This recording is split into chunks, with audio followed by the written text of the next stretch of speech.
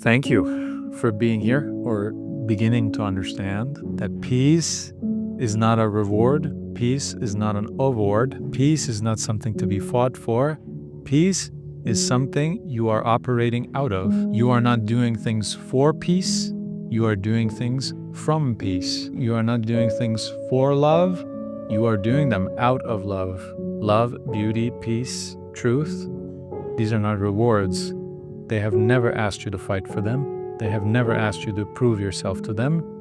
They have been with you since day one. And we are always looking for other things. We're always looking for awards and achievements because we think the most precious thing that we can ever obtain is something that we do not yet have. But in fact, the most precious things we already do have. And that is the beauty of life. And that is the truth of life. And that is the peace of life. Because within this knowledge, there is peace. Within this knowledge, there's stability. No need for chasing good, so-called good emotions. No need for running away from bad emotions. They can all come. Peace is not affected. Love is not affected. Beauty is not affected. Underneath it all, they're still there. First, I'd like to thank you for your time. And what I'd like to talk about today would be the true self and the soul. And speaking of the soul, I'm thinking more of how Socrates would have seen the soul. So, just to give maybe the listeners an understanding of how I see it with Socrates, of course, through the mouth of Plato, um, specifically Plato's Apology, Socrates going on his trial. He could have, going through this trial, he could have, lamented to the jury and potentially got off of his charges. Once he was guilty, he could have asked for exile or he could have escaped from prison, but he chose not to do these things because he had a higher belief in his ideas of the soul. And he felt if he would do these things, he would have corrupted his soul. So the way I see it is Socrates can see the soul as being corrupted through ignorance or vice. And reading these things, I can see that Socrates was also aware of the false self. I'm not sure if he had an understanding of the true self. From all my readings of the Greeks and philosophy, I'm not sure if there's anything there talking about the true self. I can see the soul. I can see there's a lot of discussion about the false self or identities and externals. I can see that. So how do we think about the true self and the soul? I can see they're probably on the same side, but if the soul can be made worse by vice, ignorance, but the true self can't. The true self can't be improved, can't be made worse. How does the soul and the true self come together? How do we work with that? Well, thank you for your question, first of all. And thank you for spending your time here as well. It's very, very valuable what you're sharing and what you're thinking about. And it's just great to know on a human level that you are out there reading Plato, thinking about the self, thinking about soul, whatever, and exploring these things for yourself. And this is what I always tell. We have to find our own connection to these ideas, right? Otherwise, they're always received ideas. And there's nothing wrong with them. Of course, we are receiving them. What a beautiful gift. But it will always be Plato said this, or Marcus Aurelius said this, or the Buddha said this, right? Rather than doing that, we can receive those ideas. And then, as you are doing now, actually, very beautifully, saying, there's this concept of the soul, that's a received idea. There's this concept of true self, that's a received idea. How does this, is this just two different words for the same thing, or what? How am I to make sense of this for myself? It doesn't need to make sense for anyone else. I think this is what you're believing too. It needs to make sense for me. That's the important thing. And so in that, with that goal, we can certainly exchange certain ideas. But ultimately, if you don't let go, if you keep exploring this, if you simply keep the book open rather than saying, okay, this is a lost cause, or oh, I know everything and I'm going to close it up, just keep it open. Then you can have this conversation, you can have 100 more conversations, you can keep reading Plato, you can keep reading other things, and maybe at some point there's this thing that happens where due to your openness, you are receiving yet something else, but maybe this time it's actually coming from the self or from an indeterminable source, which is always beautiful. And then you feel like, aha, this is within me. This is not just read, this is not just received, this is not an intellectual thing merely, but this is something that I see in my life. I see it in myself. I see it in my habits. I see it in my nature. And so, wow, this really makes sense to me on an intuitive, deep um, level. And this is a beautiful thing. And this is the process that gets us there. So what you're engaged in, I always say it might seem like a small thing or a subtle thing, but this is really the so-called work of life. This is the heart of it, right? First of all, exploration, and then of course within that, the discourse that we are having right now with each other, but also that we can have when we're journaling or by reading another book that seems unrelated or by talking to other people, right? So discourse is not just two people speaking, it can be all kinds of things. I mean, you do discoursing with Plato and Socrates when you read about their ideas. And so this is the beautiful thing. I don't remember specifically when Socrates, first of all, as you already stated, we know everything about Socrates through Plato, right? And even Plato is not certain that he wasn't necessarily writing down history. He was also a philosopher, to say the least. Um, and he has his own ideas and he has his own ways of communicating them. And often Socrates might just be a character in one of his philosophical plays. And so, uh, you're right. When I often read the idea that the soul can be corrupted, that ignorance is an enemy to the soul. Here we always have to remember what gets lost in translation. It happens to me so many times when I read. This is most recently and most severely happening to me with reading Seneca. Sometimes I read a passage in Seneca and he says,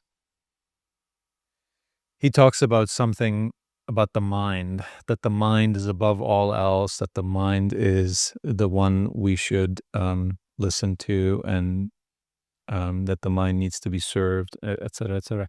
He keeps going on with the mind, the mind, the mind. And I know for a fact that Seneca does not, from other things he's said, I know for a fact that he would never put the mind number one. And so I don't know Greek. I don't know Latin, right? He wrote in Latin. And so I go look up the original word. This is where AI has one of its few uses so far, where you can say, what is the Latin word that was translated as this? Come to find, oftentimes when, at least in the version I have, the word mind is translated from some Latin or, again, in other sources, from a Greek word that really means the inherent self. And happiness often comes from a word that actually means the good life.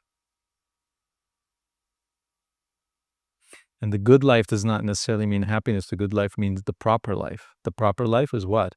In alignment with one's nature. And one's nature as a human being is reason. So when people translate the proper life, that which is in alignment with reason, as happiness, necessarily we get the idea that wisdom, the highest good, that which we should strive for, is merely another emotion. And people saying, well, the pride in my work makes me happy, and happiness is the ultimate goal, as the ancient Greeks say, or my family. And so appeasing my children, my parents, my friends becomes almost a spiritual practice for me. So just by the translation from Greek or Latin into English, we are completely misguided into making an emotion, a feeling, a mood, our utmost priority in life. What an amazing thing. And the same thing I often find, of course, with the word soul. The word soul is a very loaded word, right? Very overused and many times misused. And so all this is to say that, little practical point there that we should, whenever you're honing in into a word like this or a concept, an idea, really do try to look up the originals and the original sense and the meaning of it. Otherwise, we get misled like this. And especially with the word soul, that can mean anything. Some people use it synonymous with the true self. Some people use it as, I don't know, some people believe in the higher self and the lower self kind of thing, and the soul is maybe the higher self sometimes. People use it in all kinds of ways, right? So we cannot know what a man 2,000 years ago lived in a sort of different culture, and then translated many times over, and also a secondhand telling of everything he ever thought. So you can see there's a telephone game going on, right? And so rather than trying to understand maybe what Socrates exactly meant with the word soul, we can just, as we need to do with everything else, we should figure it out and give it the meaning that we see works in our experience, we see works in our daily life that makes sense. Yet at the same time, I do believe that Socrates, from everything else he said that I know of him, I think would have used the word soul much more like the way that we sometimes use the concept of the true self, right? In the sense that, no, the soul can actually not be corrupted. But it is also a fact that in your logistical life, in your human experience, right, you are awareness, you are the true self, right? But you are in this experience, in this world, as a human being also. So that awareness is looking through human eyes. And so if the nature of a human being is reason, and I do believe that, again, not because other people said it, but because I find it to be valid in my own experience, then ignorance, of course, is at odds with reason. If you are in an environment that is dominated by mostly ignorant people and you are not yet at the place where you say, okay, I can discern the true self from the false self, I can discern hate from love, true from false, then of course that environment that you're in, which is dominated by ignorance, so to speak, is going to degrade your human experience in the sense that you will be confused, you will be angry, you will be certainly having many false beliefs, right? That's what ignorance is. It's a collection of false beliefs. And so I think in that sense, he's saying that the soul can be degraded. Because it's also a very subtle idea, what we often talk about here, that the true self is nothing that we can even know of. And so certainly it is of the nature of awareness. Awareness has something to do with it big time.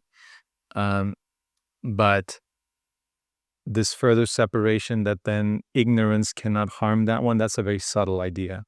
And you're right, maybe Socrates and Plato and people like that did not quite make that separation, at least not always. Although, like I said, I also remember hearing many times from Socrates / Plato that the soul is what? The soul is immortal.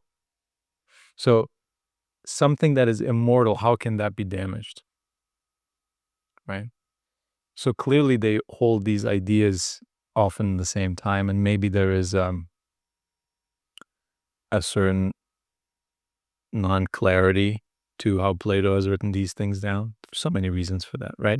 But the character, the nature of Socrates, of Plato, always penetrates through the larger body of work, right? When we don't look at specific sentences or paragraphs or even specific dialogues, we always see, they see the soul as something that's immortal, something that it cannot be given or taken away by anyone, certainly not by other human beings. And something that has no growth, something that has no lack, something that cannot be diminished or built up. We also see this idea. And so always,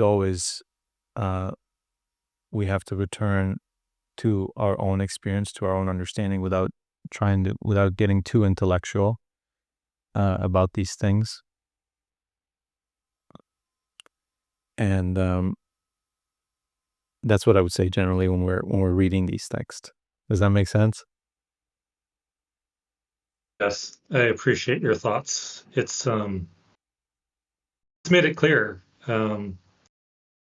I've had some. I tried to work it out on myself. Like I like to visualize things where I kind of maybe see the true self as a movie screen, and then the soul or the character is in the logistical world working with the virtues and vices, and then the false self is more like your identities and the mask that the soul can wear as a tool. Like as long as it separates and the true self is aware that the ego, like the ego is not a problem as long as you don't fuse them together. But if you keep them apart, ego could be used as a tool maybe.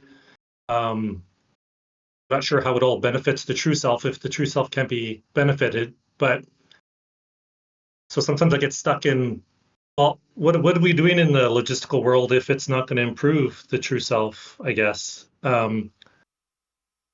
Maybe we do that. But where does the idea come from that our activity is to benefit someone or something? Where does that come from? Yeah. I mean, I guess the true self. I wouldn't say so. Because you experience the true self not needing anything, right? When you let go, Right. when you put all your experiences aside, all your opinions, your political beliefs, and everything, right? Your narratives, your memories, even when you can put that all aside, right? We all have moments like that where that happens naturally, but you can also bring it on. And then you see there's this humming, right? There's this bass tone of life that you can hear when you put all that aside. And you can, I don't want to put words or ideas in your mind. I'm more talking about my experience, and I assume you will agree at least with some parts of this, because I find it's a human phenomenon. But if you don't, you can also tell me, and that would be an interesting discussion as well. But to me, when I put all of that aside consciously, right, there's this, like I said, this bass tone of life that you can experience, where you are, of course, still there. You can put aside every single thing that is observed, right? Your opinions are observed, your ideas are observed, your emotions are observed, your thoughts are something that you are seeing. Because when we're saying, "Oh, I'm overthinking, I'm so overwhelmed by my thoughts," we could not say that if we would not be observing this happening. Correct? So that's its own proof already that one can observe one's thoughts, because sometimes we have a nice thought and we say, "Oh, that's nice." Or we have a so-called disturbing thought and we say, "Oh, no, I want to get away from that." This is being observed. And so if that's being observed, it's not me. Everything that I can observe, everything that I can see, just like I'm seeing objects in the room, I know that's not me because I can see it. If I couldn't see it, then that's a separate issue, right? But everything that I can see, I am not. And so when I put all those things that I can see, that I can observe, that I can perceive in a basket, so to speak, and I put that basket aside just for a few minutes, I'm going to pick it back up, right? No problem. But just for a few minutes, I want to put all that aside. What can I not put aside? Right? I put my emotions, my ideas, my beliefs, my opinions, my past, my hopes and wishes and desires, if there are any, Everything I can put in this basket. What can I not put in this basket? That, what I cannot put into the basket, is often referred to as the true self. This awareness, this attention with which I am saying, I'm going to take this and I'm going to put it in the basket. That, which I'm doing that with, that I cannot take and put into the basket. Right? But that is the one that puts things in the basket. So that one cannot leave. That one cannot go. If that one went, I would go. Right? Because our beliefs, our emotions, our ideas, our desires certainly are constantly changing. So every time a desire comes in, I was there before. Every time a certain opinion leaves because I realize it's not a true one, I am still here. So these things are constantly coming and going. And even if they stayed forever, I know they are not me because they're being observed. So like I said, when we put all that aside, there's something that we cannot put aside. And that's something, when we are with that and not all the other things in addition to it,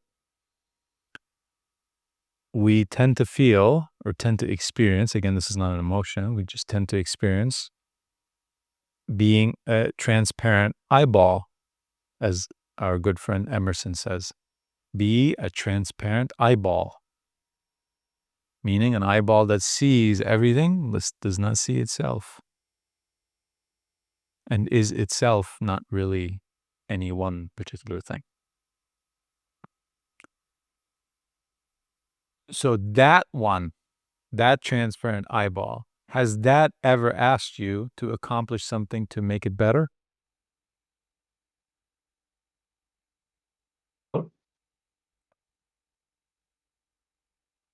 So therefore, the idea that, well, if nothing I do makes the true self better, then why do I do it?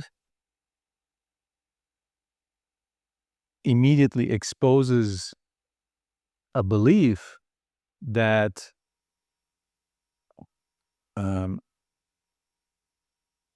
our activity is supposed to be in the service of the true self to make it better. Is that belief true? Right? This is what we need to think yeah, about. that's the challenge, right? Like, if the true self is okay or perfect, what are we doing then? Like, is it for the false self to have still a good life? um, we still aspire for virtue and awareness, even though it's not affecting the true self. In a logistical, it allows us to live a good logistical life.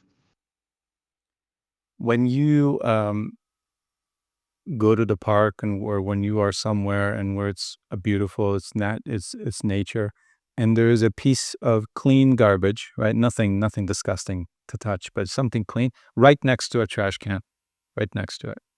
Do you sometimes go and just pick that up and throw it right in the trash? Sure. Why do you do that? It's the right thing. Uh-huh. Did you do it to make myself better or even to make this park better? Or did you just not really even think, but when questioned, would you just say, it's just the right thing to do? It's the right thing, and I think this just leads to peace, right? So that's the answer, maybe, for Sure, but peace. peace is your nature. Peace is not something for you to attain. Peace is not a goal. Peace is not a reward. Peace is your nature. So you are not picking up the piece of garbage for peace. You're picking up the piece of garbage out of peace. Meaning your nature is peace. Peace just goes and does the right thing. Not for a reward, not for an achievement, certainly not for other people to recognize how cleanly one is or how fair one is and all these things. Peace is simply not interested in vice, let's call it. It's just not interested. It will see $1,000 laying on the floor, and it will say, why should I put that in my pocket and leave? Like, it doesn't even think about. But if we ask, hey, you could have easily grabbed that. Why didn't you? What would peace say? Peace would, I didn't even think about it. Why would I do that? It's not mine. If it was mine, I would say, oops, drop that, pick it up. So peace is not working to better itself, or certainly not someone else, something else. Justice is not doing that either. Love is not doing that either. The true self does not do things for love. It does it out of love. This is subtle, but I think you are seeing what I'm saying, right? So Yes, I there is am. no question of what's in it for me. This is what people say who are still driven by the ego, who have identified with the ego, because the ego, once again, looks for distinction, looks for importance, looks for speciality. It looks for, I am important. I am different than these people. I am much more loving.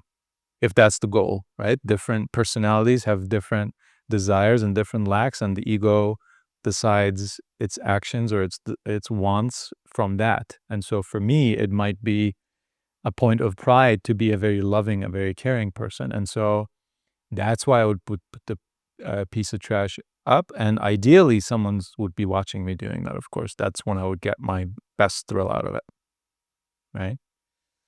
And vice versa, when a lot of people have children out of ego, right? They want someone to take care of them, someone to worship them in many cases. And this is often a reason for people to have children, right? To make someone in their own image, to play God also in many ways. And so when someone practices love as a reward, or care, I should say, because that simply isn't love then what they're doing is actually hate. Because what does the parent do who is making special pancakes in the morning for the children, and they spend 45 minutes, an hour doing that, and they put it in front of it and they don't even get a thank you? Oh boy, that's a big problem. And a lot happens after that, right? That doesn't just, the ego cannot let that go unpunished. So it's always looking for a thank you. It's always looking for praise. It's always looking for, wow, you are really, you're quite something. You're so special. You're so amazing, right? That's what the ego is looking for.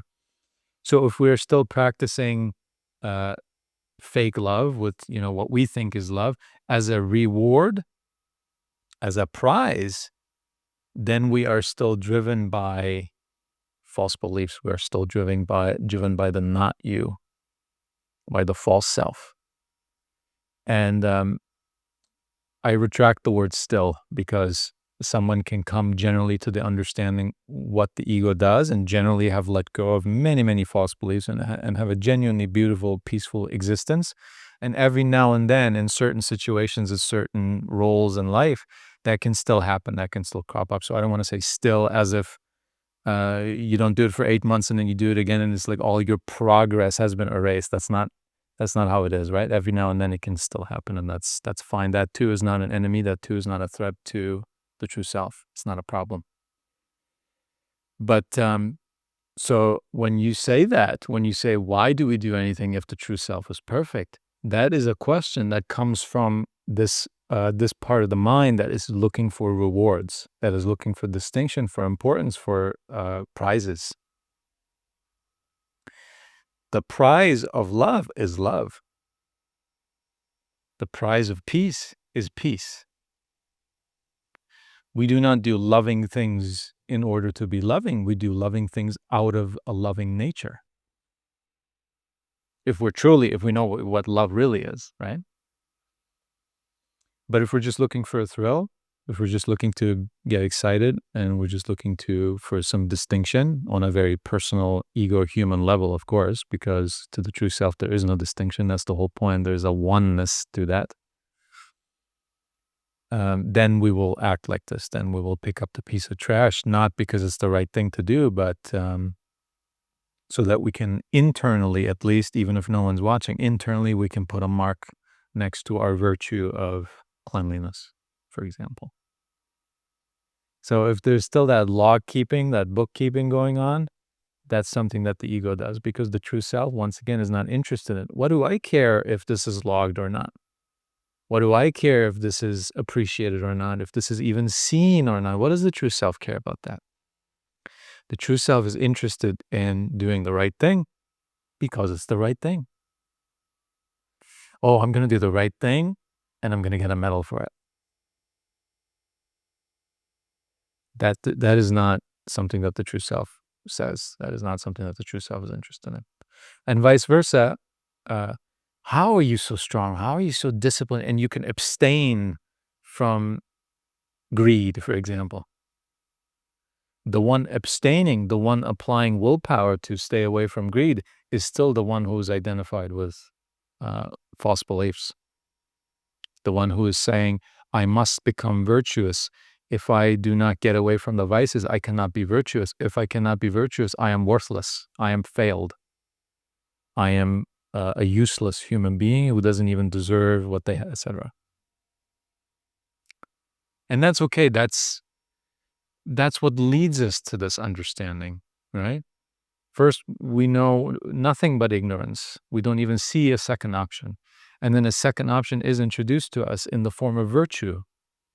And then we do that and it feels so good. And then we say, well, I just want to feel good. And so that's why we do the virtues more and more until we realize, wow, that's just a natural way of living. It's an effortless way of living. It's a frictionless way of living. I am much less confused. I am much less conflicted. I am much less disappointed, resentful with life, with the world. And so we see slowly, oh, so that's my real reward. Before it used to make me feel really good. Now I see this even higher reward. And then beyond that even is simply the human nature, which is interested only in virtue, sees no other option, and is naturally, effortlessly disinterested in its opposite, whatever that might be. It doesn't even think about it. And so, I don't want to put this rigid thing up of this is step 1, step 2, step 3. This is how it goes. I'm not saying that. Maybe that's when I look at a trajectory, maybe that was how it was for me a little bit, but this is not the path. This is not a journey. This is not a thing. This is just when we use language, we have to talk sequentially, right? And we have to talk about it as if it's kind of like stages, but I want to point that out too. But again, now that you're seeing that, now that you're seeing this false belief who is in the back of your mind saying, but why do anything then? Who is that? Who is speaking then?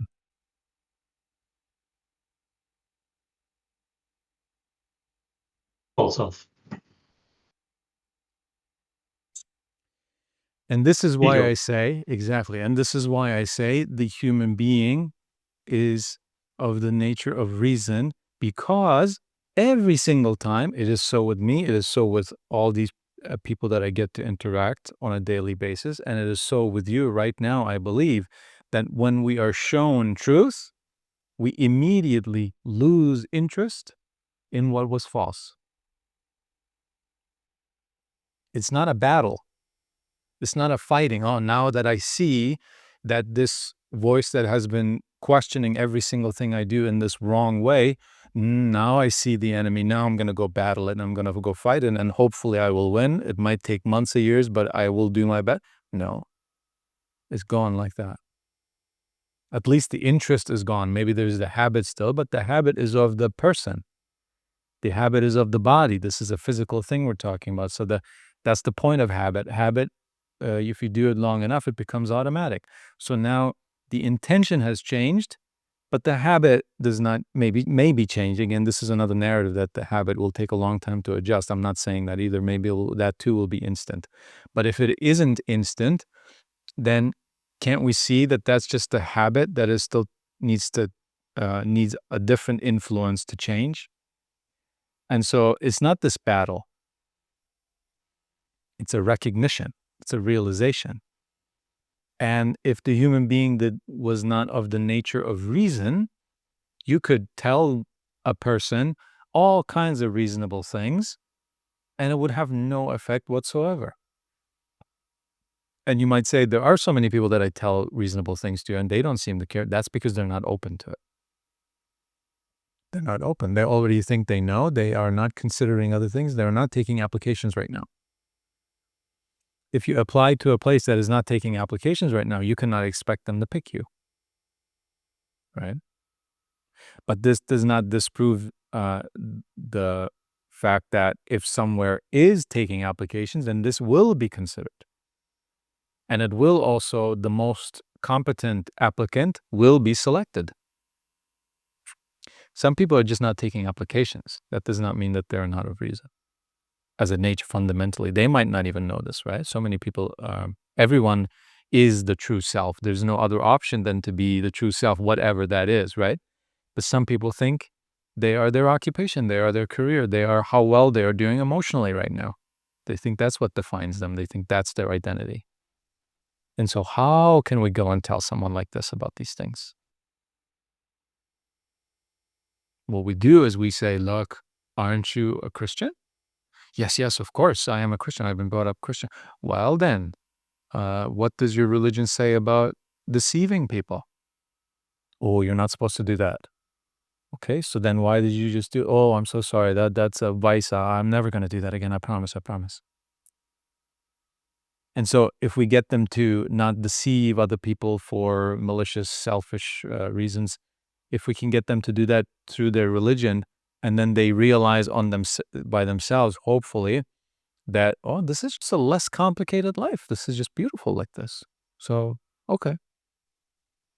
So then they might open up. And then they might start taking applications, right? And this is why these things exist. This is why it is ignorant of us to dismiss people who are of a certain philosophical idea or over a certain religion, or who identify as having no religion. Everyone has their path, so to speak. There are as many ways to truth, as many ways to meaning as there are people. And so when we say, oh, I'm a Christian, but you're a Muslim, you got the wrong religion. I hate to tell you, I'm sorry, but you got the wrong.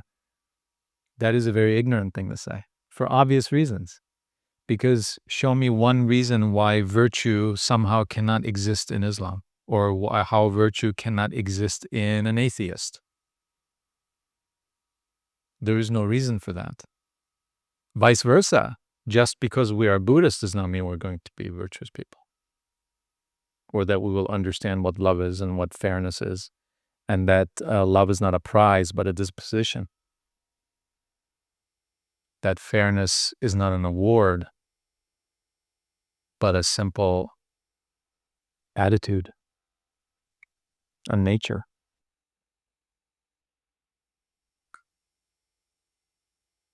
So look, what a beautiful thing. You came here asking for one thing. Now we're seeing, there was this thought construct that was constantly asking, what's in it for me? What's in it for me? And then when someone comes and tells you, well, the true self needs nothing. So it says, so why are we doing these things then? Let's go to the forest. Let's not do anything. Let's leave our families because we don't need to do any of that. Or rather, we don't see the point of it anymore. Now, are we going to allow that being said, or vice versa? Let's party all day. Let's spend all our money. Nothing matters. Are we going to allow this? Or are we going to be simply disinterested in that, saying, yeah, the true self cannot be made better or worse by doing anything, but the true self is naturally interested in certain things and naturally disinterested in certain other things. It is the beauty, the privilege, and the opportunity of a human life to be of love, to be of fairness, of justice, of integrity, of an experience of beauty. Why go to the park? Why look at the flowers? You could say, what's in it for me? Nothing's in it. Nothing's in it. It is simply a delight. Your eyes are made for it. Your nose is made for it, right? And so you have a certain amount of years, how many exactly, no one knows, to be in this experience, to be a physical being that can conceive of invisible things such as love and beauty and fairness and what is right and what is wrong. And life naturally brings to junctions where this discernment can lead one way or another. This is the human experience, as they say. You can abstain from that human experience, absolutely. Neither engaging in it nor abstaining from it will neither harm nor better you. It's true. And so you're well within your right to, for whatever reason, say, I'm going to abstain from this experience. Fine. But one can then also say, what a joy, what a beautiful thing.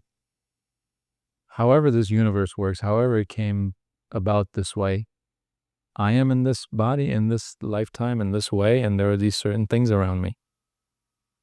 So I can interact with them or not, that's up to you, but what a beautiful thing, I think, right? And that's why I interact with it. That's why I do not abstain from this human experience. But it's a so-called personal thing, right? Based on our individual preferences, on our so-called personality, which is not us, but is a logistical thing. We can choose to go one way or another. It's totally up to us. And that is, as they often say, again, another overused term, another overused concept, the gift of life. This is the gift of life. You are not rude to reject it. That's not what gift means. Gift simply means it was not promised. It did not have to happen. It was not owed to you, but here it is anyway. You can take it, you can re-gift it, you can throw it in the trash, or you can open it and cherish it and use it until it lasts, or whatever else you can think of doing with it. It's up to you. That's what gift means. And so this is your human gift, and the true self is not the one who asks, well, why should I interact with, why should I accept this gift, or why should I reject, what is this all for? The true self is the gift receiver as well as the gift giver, because the self is everywhere. Awareness is everywhere. You are not an isolated phenomenon. Life, as well as the experiencer of life, is the self. So why should I do this is a distinctive question, meaning someone is there separating things. This is life, this is death, this is me, this is someone else, this is what I like, this is what I don't like, these separation, these categories, and then saying, what is this thing supposed to do for me? What's in it for me? What will this lead to? Will it help me with any of these problems right here? So who's the one asking this? The one, or the one that looks for separation, for distinction, for speciality, for importance, and will do anything to get it any way it can? This needs to be decided within ourselves. This question needs to be answered within ourselves. And then from that, whatever your disposition becomes, you can go live that, or again, abstain from living it, whatever. Does that make some sense? Yes, and I have so much gratitude for your thoughts. I can see much clearer now, and I want to just thank you so much. My heart is full. Thank you. Thank you for bringing this here, because just as peace and love and all those things are human nature, all the so-called problems that we have, as you said when you came here, you said something about an issue or something that you're trying to work out.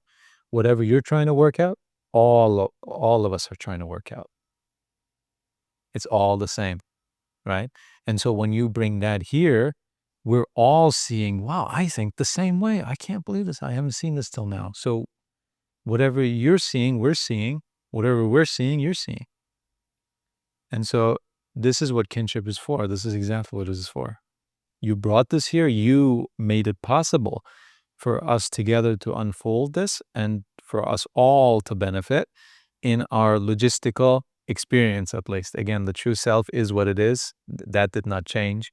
But we've let go of yet another false belief. And now the person, the little human that is going to work, coming back, having a weekend, having something, having a drink, that one is feeling relieved now. And that one is having from now on a more frictionless day to day. So that too is beautiful because again, that's the human experience. The human experience, it takes its being, its existence from the true self, just like the dog's experience takes its life from the true self within that, from the awareness, from the being, from the I am deep within it. And so this human experience is lightened a little bit. This human experience is more unobstructed, seeing the beauty in this world, right? Because the one who is asking why do anything? That one is exposed now for what it is, for the false self, for the resistance. And that's a beautiful, beautiful thing. Beautiful thing. And how can one be a parent knowing this and be a so-called bad parent? What a beautiful thing to pass along to a child. What a beautiful thing to pass along to a friend. What a beautiful thing to maybe write, if one is so inclined, and have some readers read it. In anything that we do, if someone's a teacher, to teach with this in mind. If someone is a bus driver, to drive the bus with this in mind. Everything that can be done within the human experience is done better with a vision of peace, with an openness, with a minimum possible amount of false beliefs. Everything. So to the one who is still looking for reasons to do it, this is a good reason to do it also. Right? So thank you very much once again for being here. And actually, I'm going to ask you the question of the fortnight. We call it the question of the fortnight because it changes every 2 weeks. Every 2 weeks is a fortnight. You don't have to answer it. I'm just going to ask it anyway, and then you can decide to answer or not to answer. The question of the fortnight right now is, if everything was exactly as you want it to be, what would you do with your time?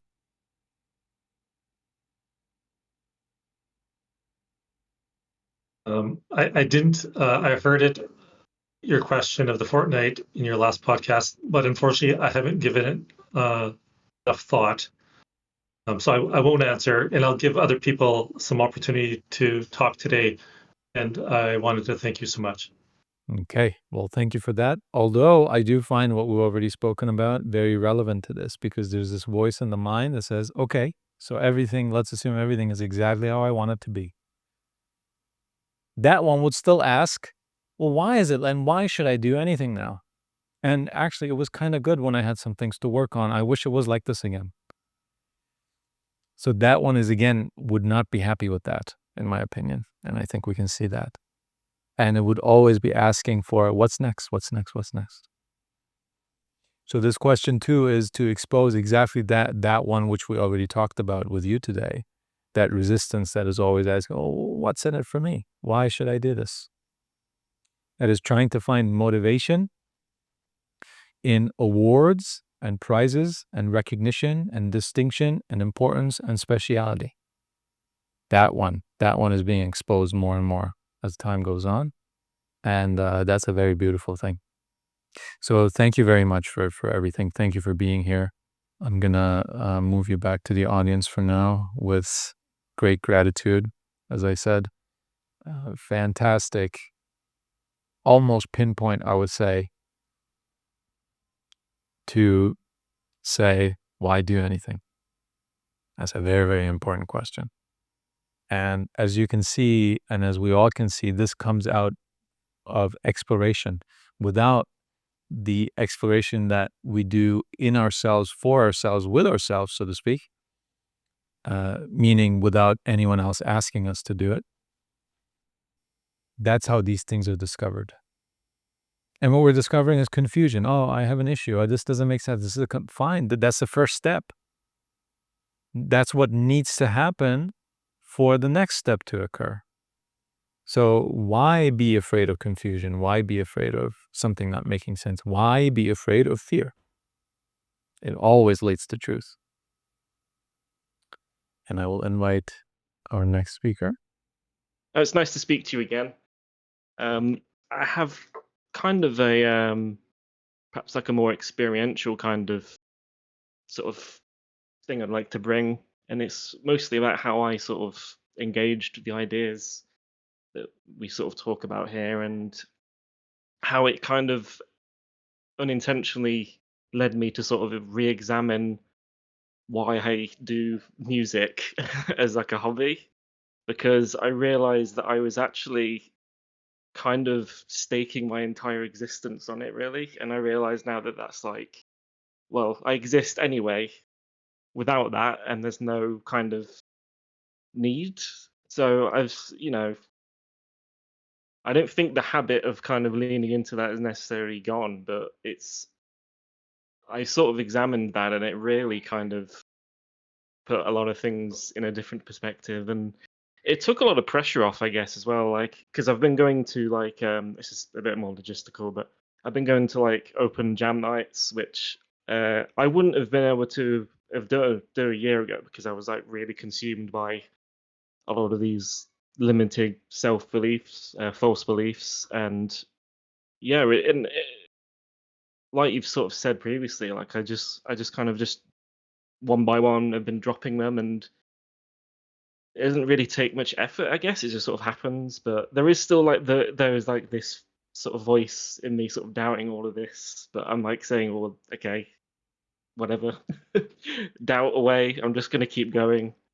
And so yeah, it's quite a bit more specific, but I guess it sort of contains everything we're sort of talking about. And yeah, I'm still sort of in the middle of the examination. Like I really still like to do music, and dropping that has helped me sort of find a lot more just sort of joy in sort of learning it, but without the pressure, and meeting other people, and just having a sort of a less frictionless life, I guess. And yeah, I'm not sure where it's going, and I'm trying not to sort of worry about that. Um, so yeah, wondering if you have That's any thoughts perfect. about That's that. beautiful. Yeah, absolutely. And you can at any time ask a more specific question if there's something you'd like to know specifically. But just listening to you, it's a wonderful thing that you are saying that you are observing this and that you are allowing it, because nothing needs to be disallowed. Mm, Um, the part of our mind that disallows things and that feels threatened by things is the ego, is the false self, is the thought construct we talked about before. Ego, of course, is not a real thing in the sense that it's not some spirit or some mm, organ in our body that is doing these things. It's a thought construct. It's a set of beliefs that we have mhm, identified with. That we're saying, this is me. I'm passionate. Number one, I'm passionate. Number two, well, if I'm passionate, what am I passionate about? Cooking, gardening, no, music. Yeah, that's my passion. All right. And then, okay, so if I'm passionate and it's music, that means I don't want to just be any musician. I want to be a good one, of course, right? And so now I'm trying to become a good one. Okay, and now every time I see someone who is as good or maybe a little better, that becomes my point of focus, and that is maybe a threat, maybe someone I can learn from. But if they reject me, I'm going to resent them for the rest of my life. And so this goes on and on and on, and this is the thought construct, and we're saying, this is me. This is me. And now you are seeing through all the things we discuss, right? As you are letting go of false beliefs, because you've heard the idea before, you are not your career, you are not your so-called passions, you are not mm, even your thoughts. So now I believe, probably because of that or something to do with that, you are thinking, hmm, well, in my case, that's music, among other things, perhaps. And so if I am not that, that brings up some fear, right? And that fear is irrefutable evidence that we have been identifying, that we have been saying my worth is at least partially measured by how well I do in this particular logistical little activity that people do. mm.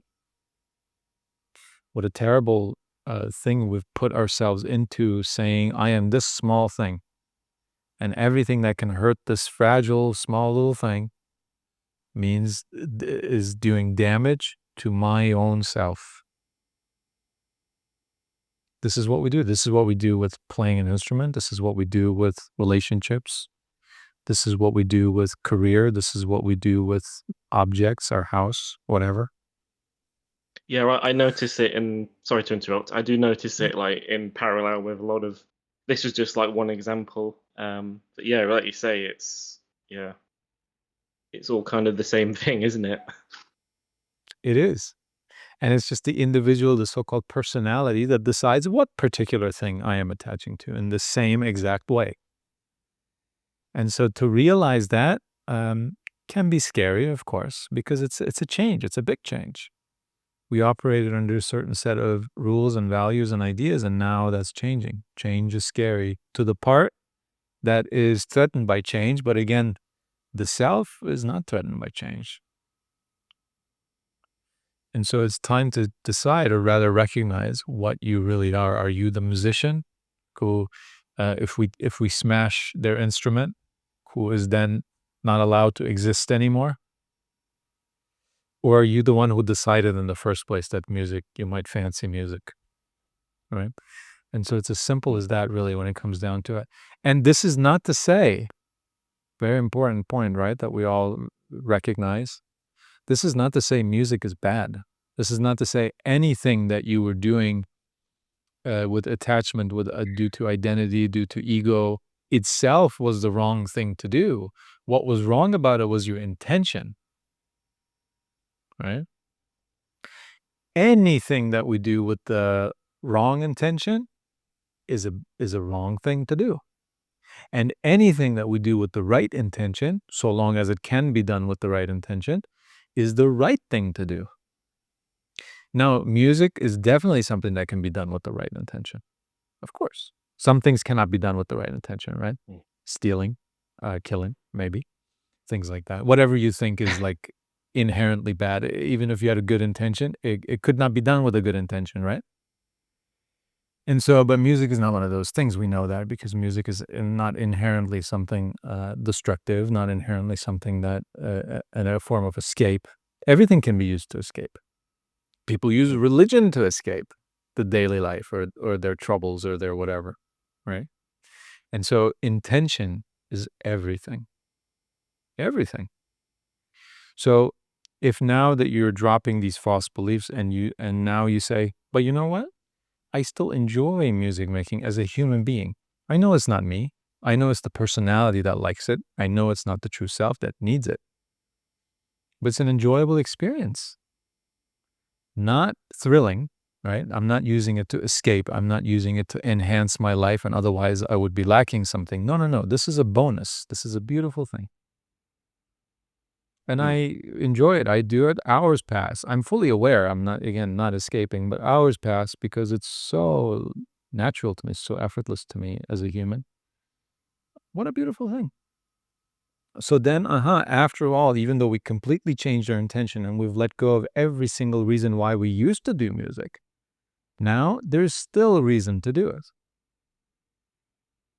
So then there's no need to let go of the thing itself. It's all about intention. But we might realize that when we let go of all our false reasons, our wrong reasons to do a certain thing, after I let go of those, I can't find a good reason to keep doing it. And so then that might be something that we let go of. Right? But either way, it's the perfect result. It's exactly that what needs to happen. And so I believe that's what you're experiencing, and you're letting it happen, as you said, and it might end up in a place where you say, you know what, there's totally different reasons now that I'm seeing to do music, and so I'm going to continue to do it, and these are proper reasons. Or, yeah, I've let go of all my old reasons, and I cannot find any new ones. And so I'm just going to let go of music, and that's fine. Whatever it is, you are fine with it. Whatever it is, you welcome it, right? Because whatever it is truth. And so no reason to run. You with music is just as valuable, if we're still looking for value, as you without music.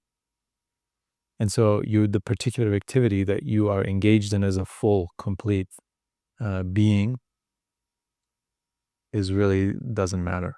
It matters only on a logistical level, of course. One thing makes me money, the other one doesn't, and I need a living, so I will do that fine. But the true self, right? That simple I am, that existence with which you do any activity, that one does not need the activity. The Hmm. activity needs it, right? You don't need the activity needs you, because you are the being. You are not the doing. You're a human being, not a human doing, as they say, right? So all your doing comes from your being. None of your being comes from your doing. And so whether you're doing music or not, it really does not matter to the being. Right? And that's a beautiful thing to say. It again, like we talked to the previous speaker, it does not mean why do anything then. It just means Hmm. you don't need to do anything, as you are also saying, right? I realize that I don't need this for my so-called self-worth. Um, it can be anything. And so that's a beautiful thing. I'm very glad for you as a personality, as a person, that you are doing this Yeah, thanks. for yourself, because it's a beautiful thing to realize this. Yeah, thank you. Yeah, it's and yeah, I don't really have much to add to that. I wouldn't mind answering the fortnightly question if you want to ask Yeah, that. that would be great.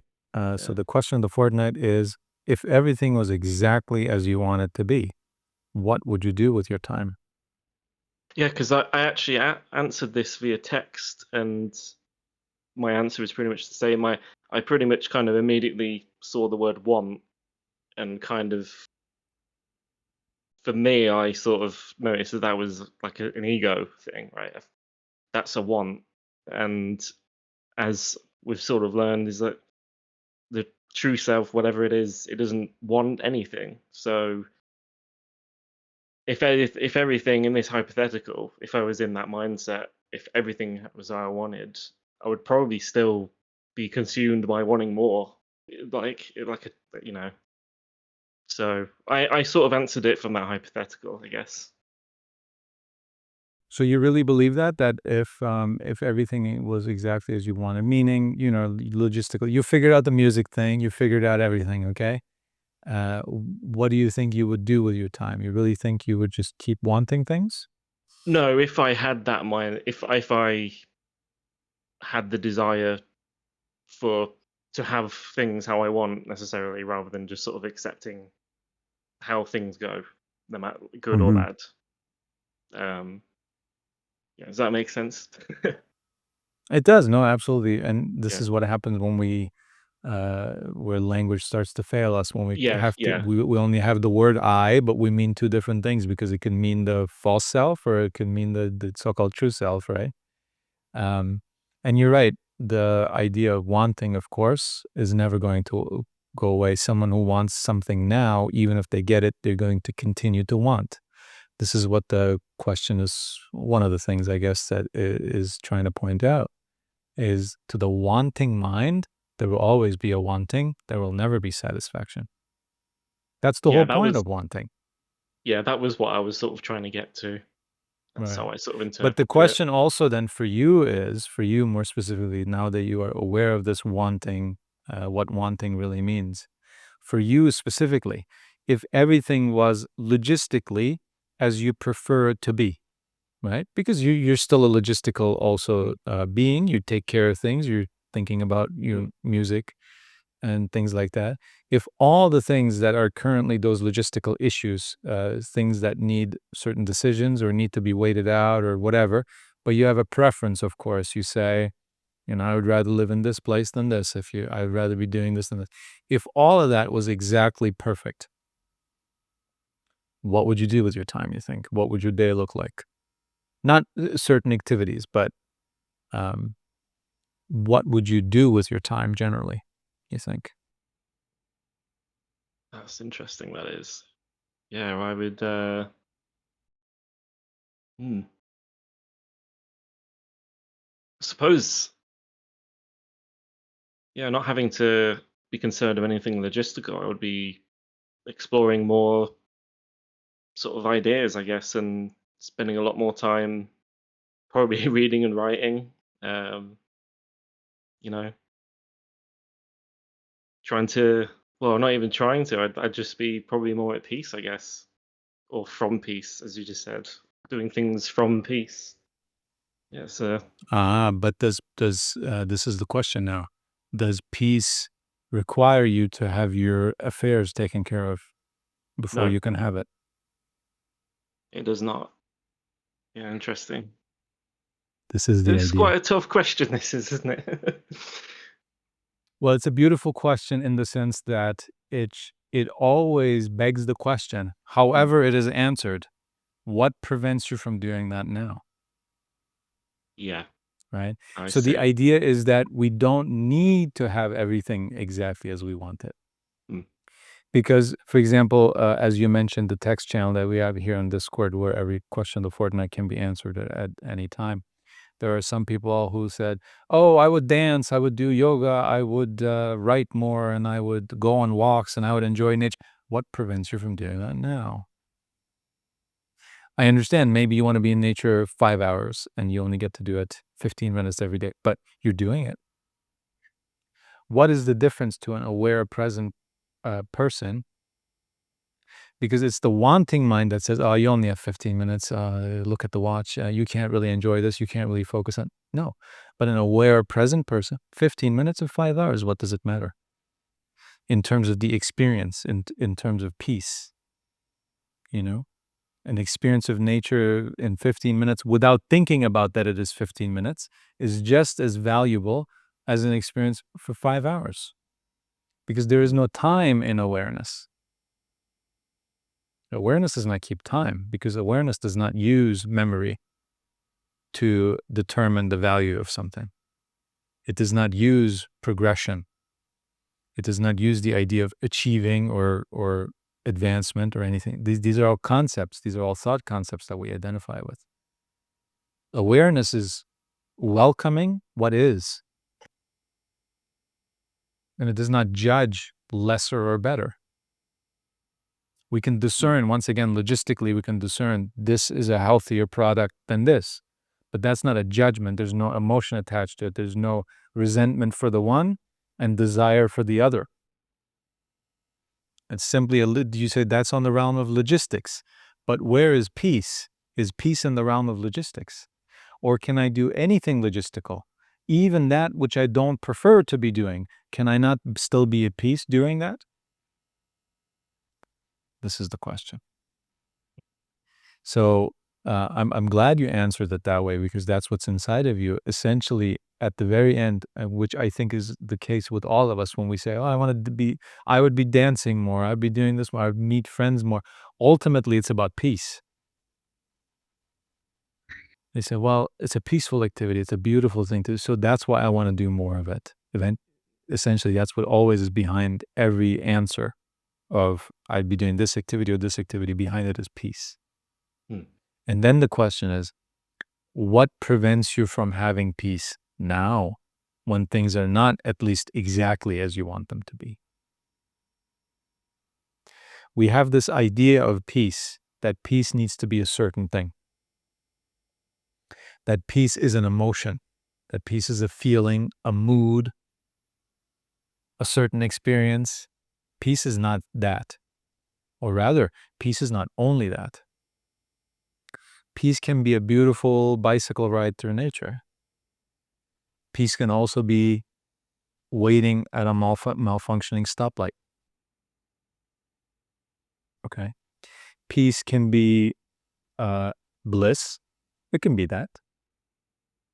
But peace can also be, I'm not feeling so good today.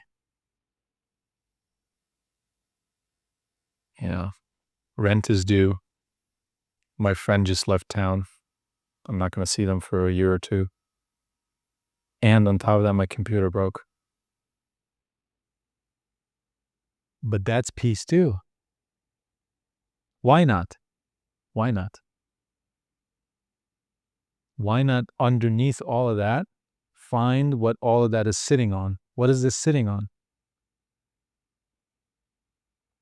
What is my computer breaking, or me getting a new computer finally after so many years?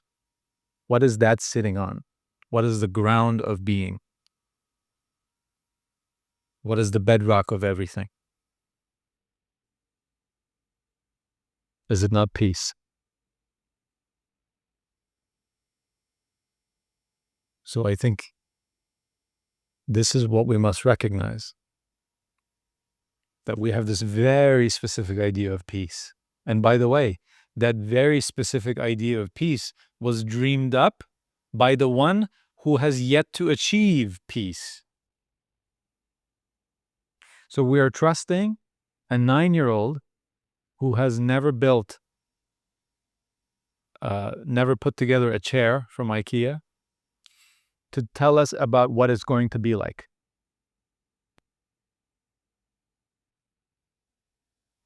We don't know.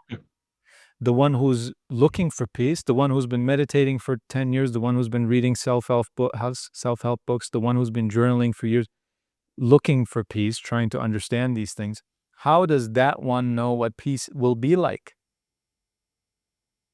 How would that one know peace, even if it hit him in the head? But we are still listening to that one. We're still trusting that one. We're still saying, if I get this and this and this and this, which is all achievable, I can do it, and I'm getting closer. And when I achieve this, I will achieve peace. That's when it will happen for me. Why are we allowing this as our roadmap, as our goal, as our whatever? Why are we saying, you who have never experienced peace, who has no idea what peace is, clearly, otherwise you would have it, why do you get to tell me what to look out for, what to strive for in order to attain peace? I think we all think, at least I did, I can speak from my own personal experience, I equated peace to bliss. I thought peace is bliss. I get to experience bliss every now and then, meaning I get to experience peace every now and then. What can I do to experience bliss always? Because peace to me was 24/7 bliss. That was my definition of peace. I don't know about you, everyone here. But that to me was a good candidate. Wow, if I can experience bliss 24/7, that's peace, no? And so everything that is against bliss, which is merely an ephemeral emotion, a mood, right? The door rings when I don't want it to. Bliss is gone. We have less money than what we want to have. Bliss is gone. We wanted to spend a lot of time outside today on our one day off, but it's raining. I can't go outside. Plans are canceled. Bliss is gone. And so the whole world, randomness, fate, if you believe in it, chance, luck, all of these things become my enemy. Every single loud person, rude person, disrespectful person, weather, climate, political events, all of these things become my enemies because they stand in between me and bliss. But peace is not a mood. Peace is not an emotion. Peace is not a feeling. Peace is not something that can come and go. Peace is the bedrock of existence. Peace is like stillness. And you can equate this even to physical stillness. Whenever you relax, right? Whenever you are able to. Whenever you relax and you let go and you don't tense up, you completely let go of all effort, all activity, all doing. You are still, right? And only when you are still are you resting. Only when you are still are you relaxing. Only when you are still are you regenerating. And so peace, too, in the real sense, is something effortless. It does not need your doing. It does not need certain conditions to come together and to perfectly work. It does not need for you to win the lottery. It does not need for your enemies to die. It is not waiting for you to accomplish your goals and for you to get a promotion. It is already here. And so, in terms of achieving peace, why are we doing anything? What is that going to get us? And if we really believe in this idea that, oh, if I could dance more, if I could do more yoga, I would be more at peace, aren't we also believing in the idea that peace is something that can be taken away from me? I break a leg, peace is gone. I get food poisoning, peace is gone. Is this what we want to believe in? Is this what we really think peace is? But that's what we're saying when we say, oh, when I feel good in my body and when I have good amount of money, I don't need much, but a certain amount. I have good friends around me, tasty food,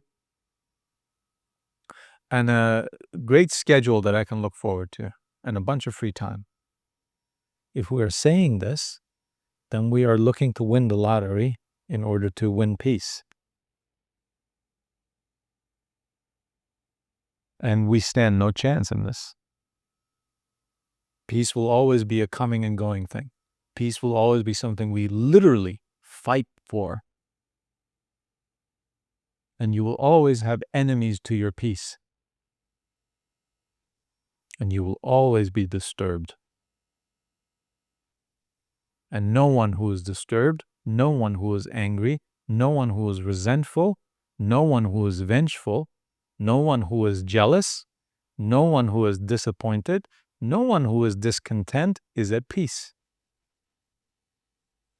But discontentment, jealousy, resentment, anger, and disappointment, we bring on ourselves. The world is not doing that to us. And even if it did, peace does not require it. So what's the problem? Peace is not an emotion. Peace is not a mood. Peace is not such an ephemeral, weak thing. Peace is not a changing thing. Peace is the bedrock on which all your worries, your anxieties, and your successes, your achievements rest on. But the thing that they rest on does not need them. And so peace is always there. Does that make sense?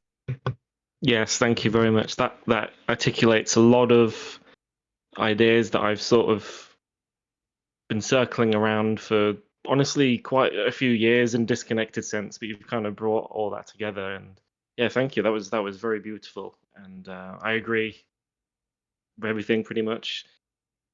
It's yeah, thank you very much. Thank you once again. You are the reason why we had the opportunity and the privilege to talk about these things and to maybe unpack them just a little bit. But isn't this so obvious to us now? Peace does not require us to prove something to it. Peace does not require us to pass a test or to overcome a certain thing and then to have peace as a prize. This is not how peace works. The one who thinks that this is how peace works was never at peace, has never been at peace. So why are we still listening to that? Why are we still listening to the so-called ego, the identities, the so-called past self? Why are we still allowing this? There's no need. Let the car break, let the plans change, let the disappointments come, and let also the so-called successes and achievements, let them all come, but never ever associate them with peace. Never ever say, peace is benefited now from my success. Never ever say, my peace is disturbed now due to this so-called failure or challenge that I'm currently experiencing in my life. It's got nothing to do with it. So thank you very much for answering the question of the fortnight. This is what I was really hoping for someone to engage with it this deeply and You're welcome. this openly.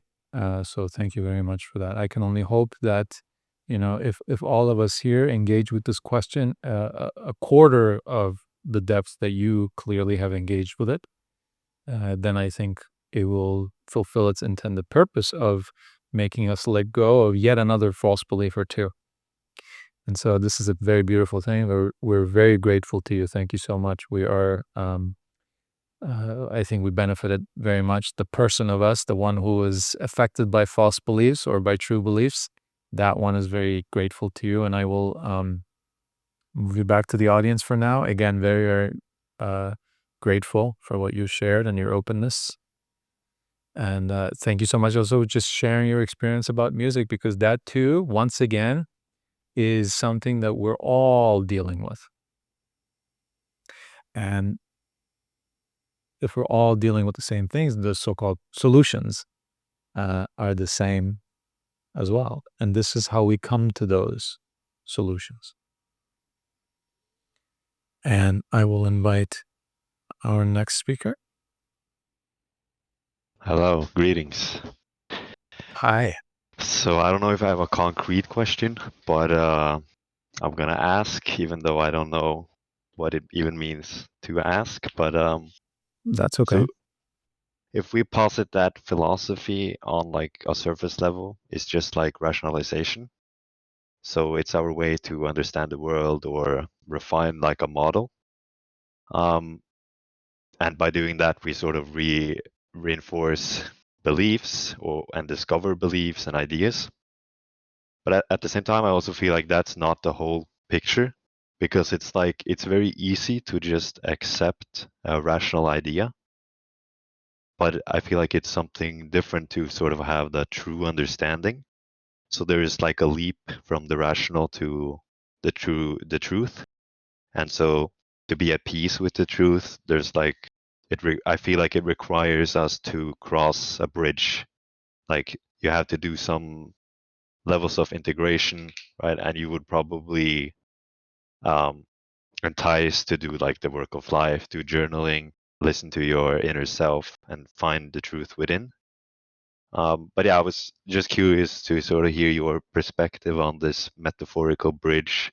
Can it be crossed in like our fleshly state?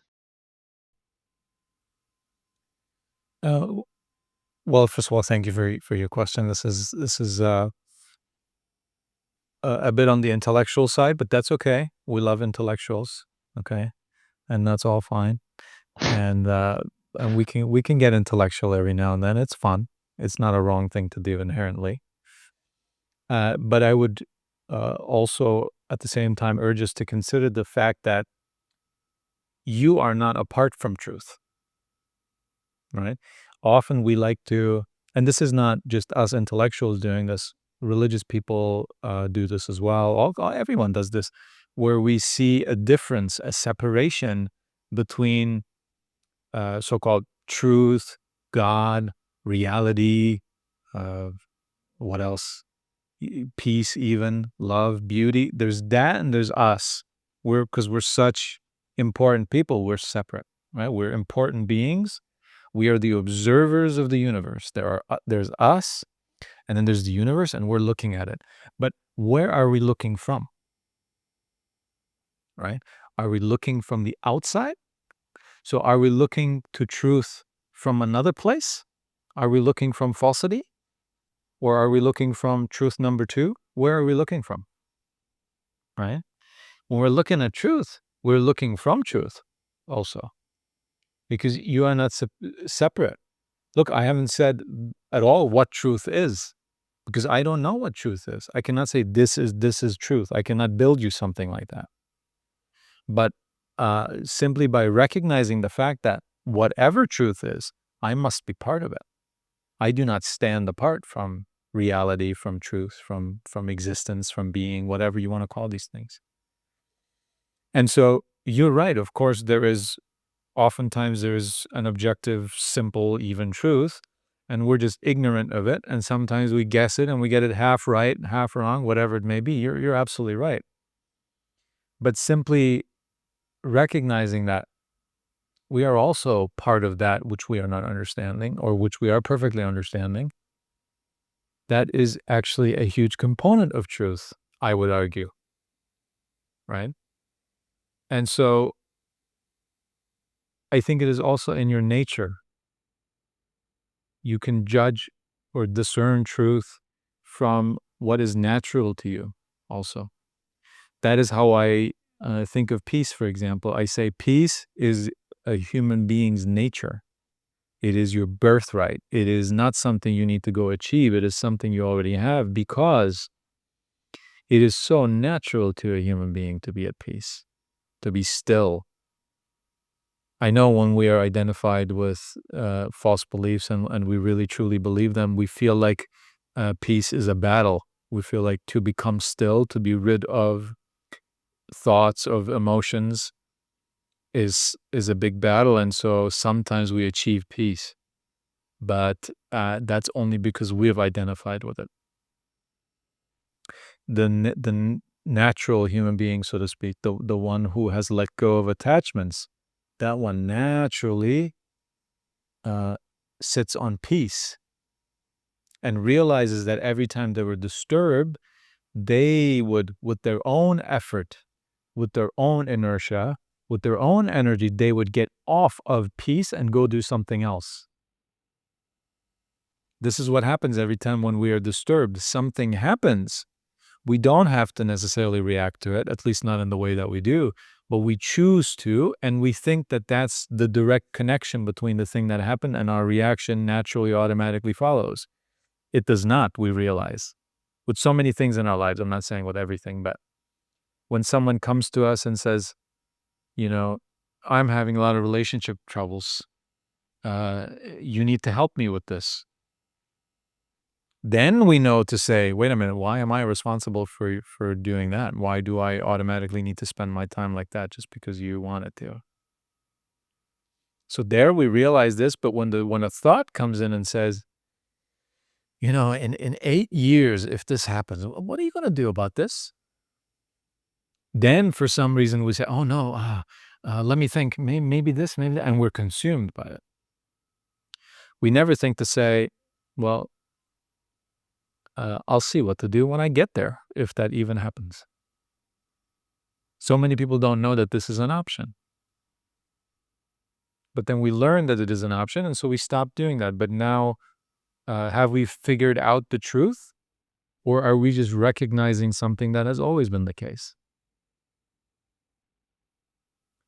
And so you're absolutely right. If truth was an automatic thing, if truth there was no bridge, as you say, then there would be no ignorance, there would be no false beliefs.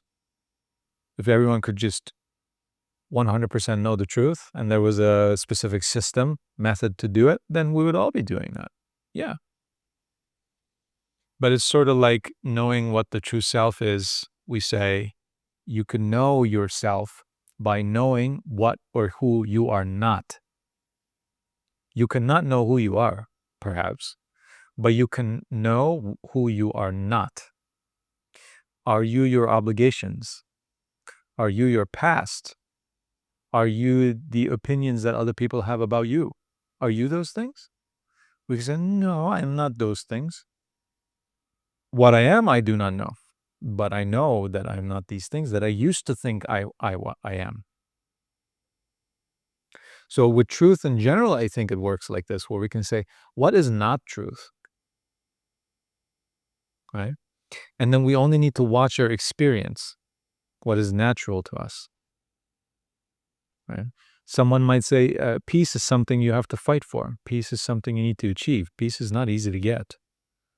And I say, wait a minute, when I let go of everything, when I let go of all trying and doing and overcoming, I naturally fall into peace.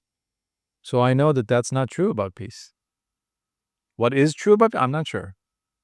But I know that that's not true about peace. And just knowing that that is not true, it enhances my experience of peace. And so I find truth to be the same way. Anything you want to know about, whether this is the true self or peace or love or beauty or what to do with one's life, whatever it is, I'd say try to figure out what is not the right option. And from that, eventually you're left with so few options, essentially, that you say, any one of these will do. And if a better one ever presents itself, I will shift to that. But there's something inside of me that is always there, that is always full and complete.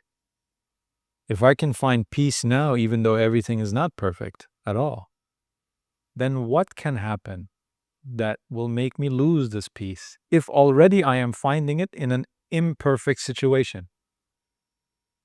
Why would I need things to be perfect? And if they were even less perfect, would it then become impossible for me to have peace? I don't think so, because we literally know of specific people who went through the Holocaust, as we always give the example, who even there had peace.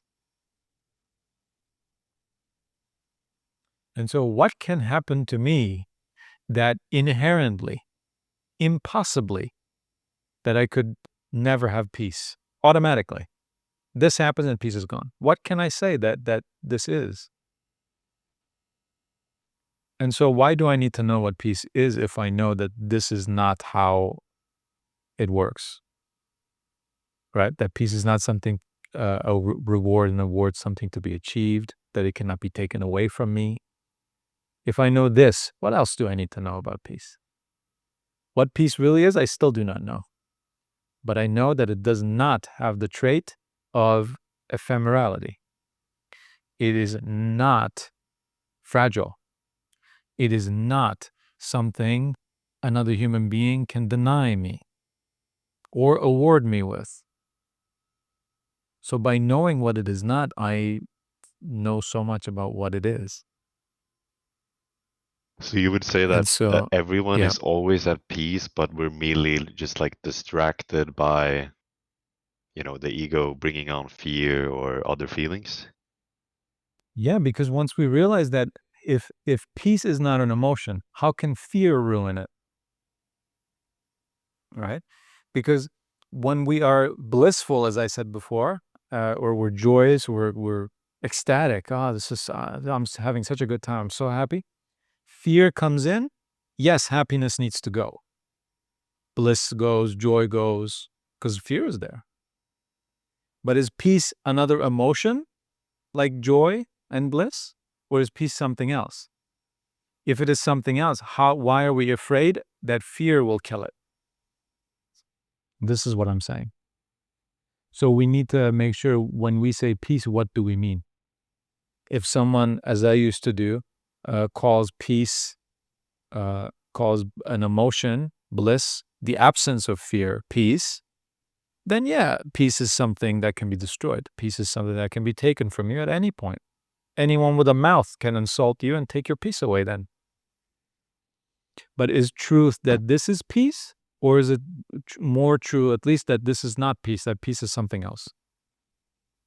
So in my experience, I can look at that, and I'm certainly not the first one. This is also something that has just been suggested to me, and I found it to be true. Anything can happen in life, and I can still, if I'm paying attention to it, I can still see that peace is still sitting there. There's this classic example in Buddhism, Hinduism, all kinds of things. The sun is in the sky, right? And I can cover up the entire sun with my thumb. Now the sun is gone because of my thumb. But is the sun really gone, or is it just covered up from me because I put my thumb in front of it? This is more of how I think of peace. Peace is always there, like this, and then the disturbance, the problem, the issue comes in and goes in front of it. Now, if you are someone who believes that anything they cannot see does not exist, then you'll say, okay, peace is gone, peace is destroyed. And then when that problem goes away, it's like, finally, there is peace again. Oh, what a relief. But if you are someone who knows that just because the dog is in the other room doesn't mean that the dog has stopped existing, then you can also know, okay, there is something I'm dealing with in my life right now, but I know for a fact peace is behind it. It's still there. It's not gone. So just because I can't see it anymore does not mean that I need to now be grieving the death of peace. But that's what we do every time a problem comes in, or a challenge, or anything really. We start grieving the loss of peace. We say, oh no, what a terrible thing. I just had peace. I went through 10 years of difficulty and I just had a little bit of peace for a few months finally. And now this happens. That's what we do. And that's okay. Everyone has the right to do that. It's your life. But I choose to rather see that just because things are obstructed, my vision of them is obstructed, something is in between me and them, does not mean that that stops existing. And so that's how I view peace now, because yes, when fear comes in, happiness does not only go to the other room, it is actually gone. Like you are not experiencing it. But since peace is not a feeling, not an emotion, just like love is not an emotion, by the way. This is also a common misunderstanding. In my opinion, of course, this is debatable. But to me, love is not a feeling. So anyone who comes in and makes me feel good, oh, now I have love. Now I am blessed with the experience of love. And now, of course, they have all the control. And so as soon as I experience this kind of love, which is not love, fear automatically comes in because now I'm afraid of losing it. And I do everything to appease this person. I will fight for them. I will steal for them. I will cheat for them. I will do unreasonable things for them. Why? Because they hold love. They hold happiness. And so here again, the question, is love merely but a feeling? Or is love hard as a rock, always there, immovable, indestructible? And does love ask for sacrifice, like the lover does? The lover asks for sacrifice. The lover asks for proof. The lover demands to be made special, to be made to feel special, important. Our anniversary is here. Where are the flowers? Where are the chocolates? The lover says this. Now, does love say this, though? This is the question. And if love does not say this, then what is all this for?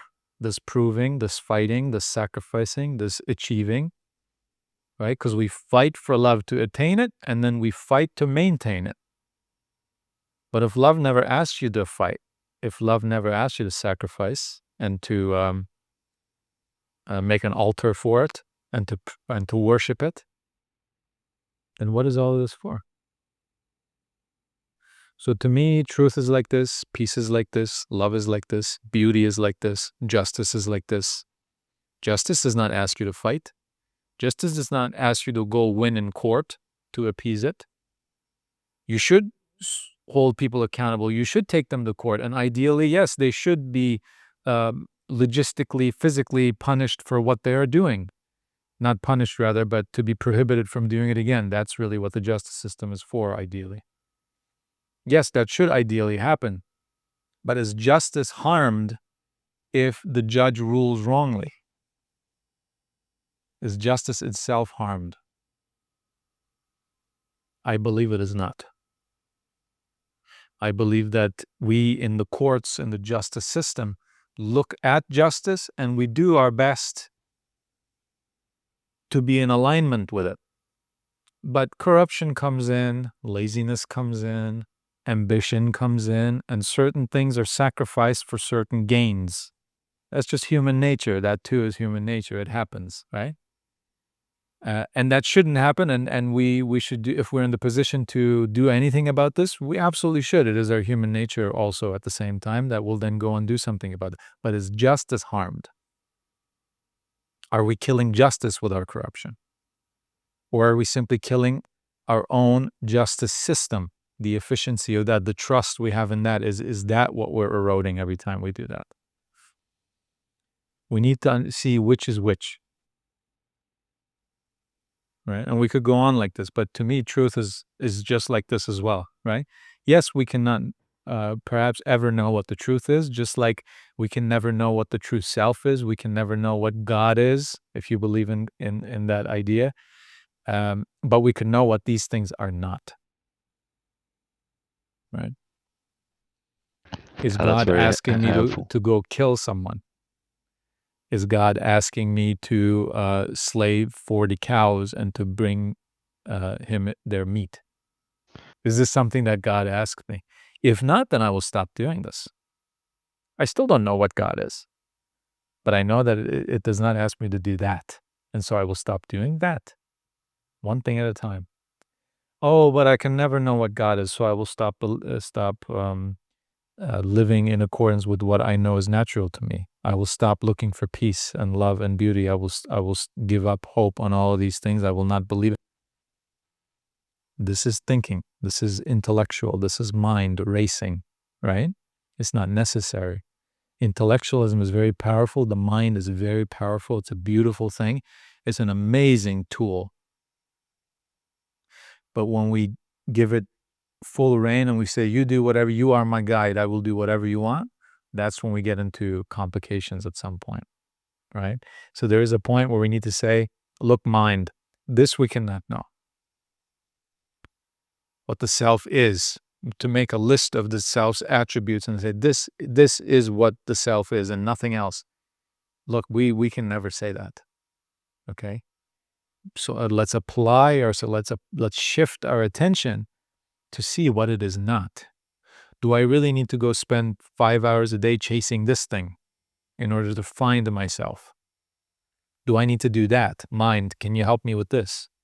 Look, this is not reasonable. This does not make sense. I don't think you need to be chasing. Thank you, mind. I appreciate that. Now, what about this? To me, this is the proper use of mind, right? And that's when it becomes beautiful. And so I know I didn't answer your question in the way that is maybe satisfying in the intellectual sense, but I just see certain boundaries to the mind there that we can transcend if we let go of intellectualism at that point. And I think we can sort of smell truth, even though we still don't know what it is, right? Yeah, I mean, I think your answer is even better than I phrased my question, because like I can accept that we cannot know truth and just I'll be fine with approximating it. But yeah, the Yeah. framework you mentioned seems very beautiful. Like it's like you're chiseling away at your own statue of virtues that are always sort of within you. You just Exactly. going through life, things stick to you that are not supposed to be there, like emotions that are fleeting, and you just have to acknowledge that they're not a part of you. Mm-hmm. It's a beautiful thing, right? This is the human experience we're talking about. We don't have to get stuck. I know we get stuck. And it's okay. Even when you're stuck, you are at peace. This is what we can realize. And then we can maybe get unstuck and we can do things to do. That's all fine. But there's this background or this foreground on top of which everything happens, however you want to think about it, right? That's, again, just the visualizations. But just this knowledge that just because peace is in the other room, it is not gone. This is enough. This is enough for everything. Right? And it's a beautiful thing. And all activity can still happen. You can think and you can do and you can achieve and you can build and you can look forward to and you can do all these things. As long as you don't forget this, you can do everything that you do in peace. And this is what we talk about. This is awareness of awareness. There's this awareness inside of us without which we cannot do anything, right? Either we are the awareness. Again, some people say the true self is equals awareness. Fine. Clearly has something to do with it at the very least. And so everything we do with lights on. I mean, there's someone there, there's something there, right? That is the doing. Without that something, there is no doing. And so whatever that is, if that is aware of itself, so to speak, then everything can be done with the right intention and with the right perspective. And also setting boundaries, right? Because this awareness is also the one that discerns things, that says enough of this, or mind, come on, I need you on this, right? Or the emotions come in and say, okay, I see what this means, but I don't need to communicate with them. Thank you, anger, for coming in and showing me there's something going on that I don't think is quite right. That's why anger is coming in. But I'm not going to communicate with anger. I'm going to figure out why anger has arisen in the first place. So that is that awareness. And if we remain aware of awareness, if we remain aware of this state of things, then what can overwhelm? right? Or what is the problem? And this, again, is something we all have to just think about, ponder ourselves. But thank you very much for your question. It's one of those fundamental questions. And intellectual or not, it is an important one. And as you can see, though, every question can lead us to the source of what that question is even asked by, right? Where does the question even come from? It can lead us back to that if we just keep aware. So thank you very much for that. I appreciate it. Yeah, thank you very much for your answer. It was very insightful. Thank you. Thank you. Thank you for your openness. And I will move you back to the audience for now. And again, with deep gratitude for that great openness, that honesty, and that curiosity, this exploration. If we are not in this exploration, who can tell us what? And how can that be heard? How can that be perceived?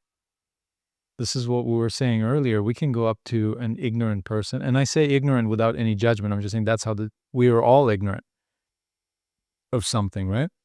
So how can we go up to an ignorant person and just say, this is truth, and have it be accepted if they are not open to it, if they're not receiving, if they're not taking applications for truth right now?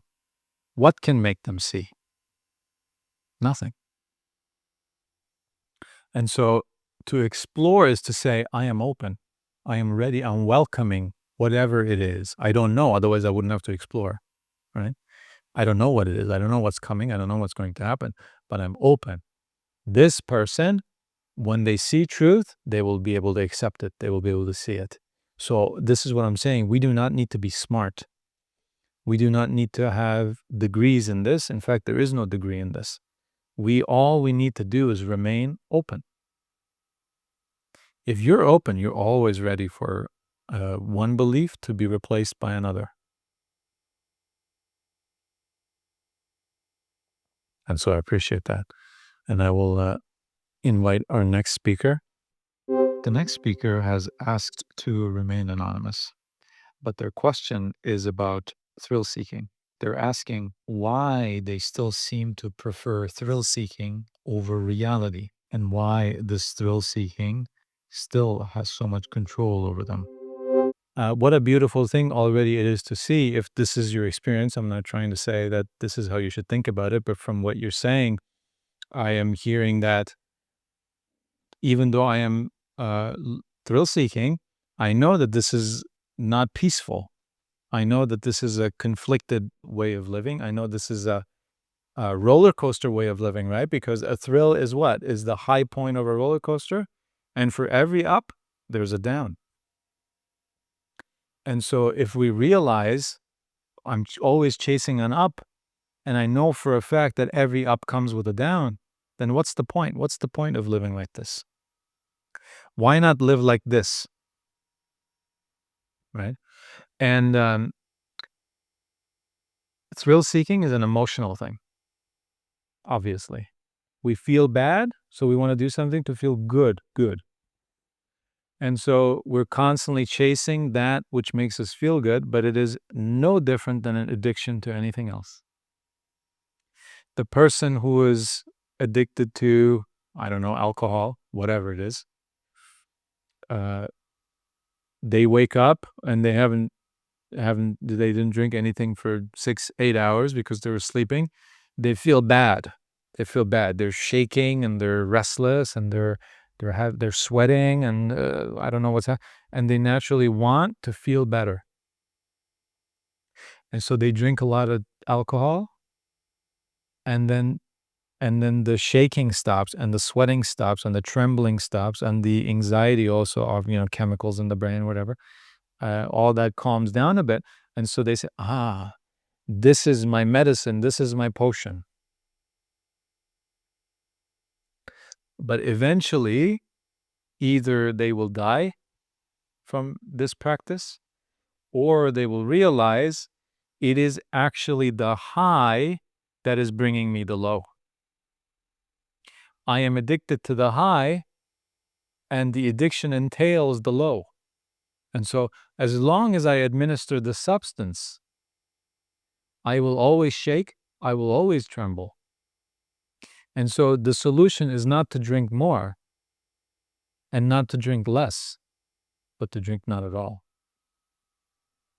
And just like the alcoholic, once again, when we are told we must stop thrill seeking if we ever want to be healthy and at peace, we say, but I can't even imagine a life without alcohol. How can I ever live without this substance? And we say the same thing about thrill seeking. How can I ever live without thrills? Is what makes my life thrilling. Thrills make my life exciting. Thrills are what make my life enjoyable. So, am I supposed to live without excitement, without enjoyment, without happiness? This is what we think.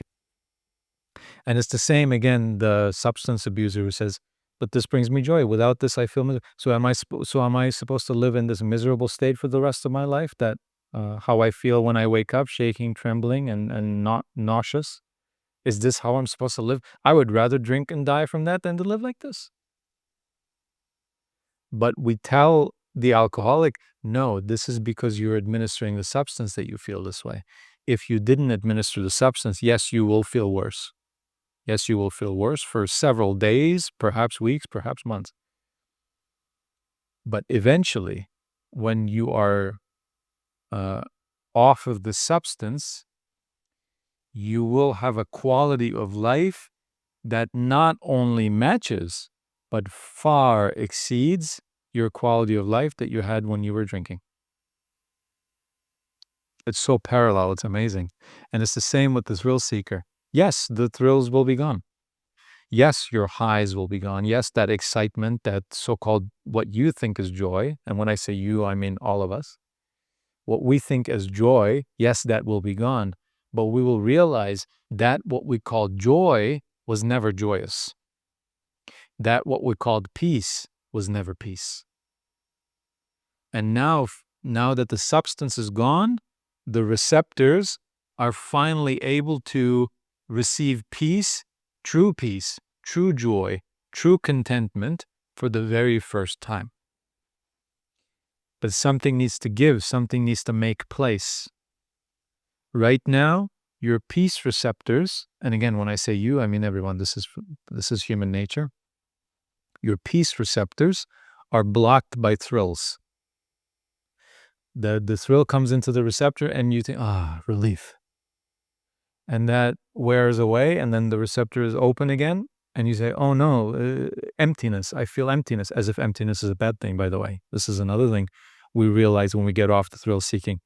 Emptiness, so-called stillness, is the most stable, the most beautiful, the most amazing state to be in, and it is a state that can be sustained. No high, whether from a substance or from thrill seeking, no high can be sustained. A thrill is excess. Thrill is we wait for something, we accumulate something, then we release it at once. All week I've been waiting to go to work and to hear compliments for the project that I completed. And so all that's bundled up. I come into work and everyone's like, well, good job, great, and we're going to give you more money, and we love you more. And I get excitement from that. I get a thrill from that. But that cannot be sustained. They cannot praise me for the next 30 years or even the next 10 minutes. And so anything and everything can be a thrill. We need to know this inside of us. What do I do to get a thrill? I need to know that. And why do I do it? What is it in my life that I am looking forward to? Because as long as I'm looking forward, I cannot look at the now. As long as I am anticipating, I cannot love what is here. Because if I loved what is here, why would I be looking at something else? If I'm looking forward to meet my cat, but the cat's right here on my lap, then I wouldn't be looking, fantasizing about how beautiful it's going to be when I have my cat on my lap again, because my cat is on my lap. But that's what we do with life. We say, this is not good enough. This is not good enough for me. And so that's why I go into imagination, I go into fantasy, I go into, what can get me? What can enhance this? And again, this can be anything: people, relationships, substances, achievements, anything, and money, anything, or all of them. The issue is not that your life is lacking. What is lacking is the vision of the completeness of your life. And I can say that to anyone without knowing what their life is. Because history, we have a record of. People, we know of. Data, we have secured. And it shows us in every time in humans' history, on every continent, in every moment imaginable, there has been a human being that has accepted it, that has welcomed it, that has found meaning, and that has seen completion in it. This is fact. This is fact. We read people, again, I will always go back to it. It's just too perfect. The Holocaust. We read Viktor Frankl. We just read another book in our book club about Edith Eger. They all say the same thing. And in fact, that last book that we read, she's just like Viktor Frankl. She's a psychiatrist, psychologist, whatever you want to call it. And in the very beginning, she talks about one client who had something quite big happen. I don't know, maybe someone died or something, and that's why they came in for therapy. And another woman came in, and her sorrow, her misery was that the Cadillac she ordered was in the slightly wrong color than the one she ordered. And Edith Eger in this book says, don't think that one misery is bigger than the other one. They both are experiencing misery in the same way. The wrong color Cadillac is just as miserable to that person as the death of a loved one is to the other. Misery is the same. And so you are not lacking anything. This is what everyone goes through. Every single person. And not only goes through, but most people never come out of this. Not because they're not able to. Not because they're not able to. But because they've never been shown another option. And we don't always have to be shown. Sometimes life just shows us. But we do things because we think there is no other option. We do things because this is how they've been done. And even though I have this idea of, oh, maybe I don't really need to be doing this, and I look around for inspiration, I look around for a living example, and I cannot see one, I say, I must be strange. I must be, this is never going to, and so I still go with that other option. And so what we need is our living examples. And especially in our time, we don't even need to know a living example personally to know that they have existed, to know what has happened. And living examples, we have plenty. Whether you like Buddha or Jesus or Socrates or Viktor Frankl or your friend next door or someone here in this Discord community, it doesn't matter who it is. If you look for it, you will find it. And what comes from the lips of all of these people, Buddha, Jesus, Socrates, anyone you want to think of, they say, you are no different than I am. Everything I can do, you can do. Otherwise, why would I be speaking to you? Why would they die on the cross to spread this idea? Why? Why would Socrates drink the poison if this was not for everyone? If this was an exclusive thing, he would have gone into his very rich and wealthy friends' houses, held private little gatherings, and said, listen, this is truth. This is peace. But he did not do that. He talked to anyone and everyone. And they all got something from it. It's an option. It's a choice.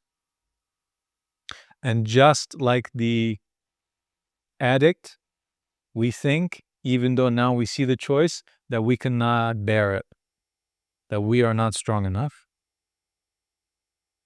that we are too deep into it, that we have been doing this for too long, that we are too old, or that we live in a place that required this. This is all what every single addict goes through, every single one.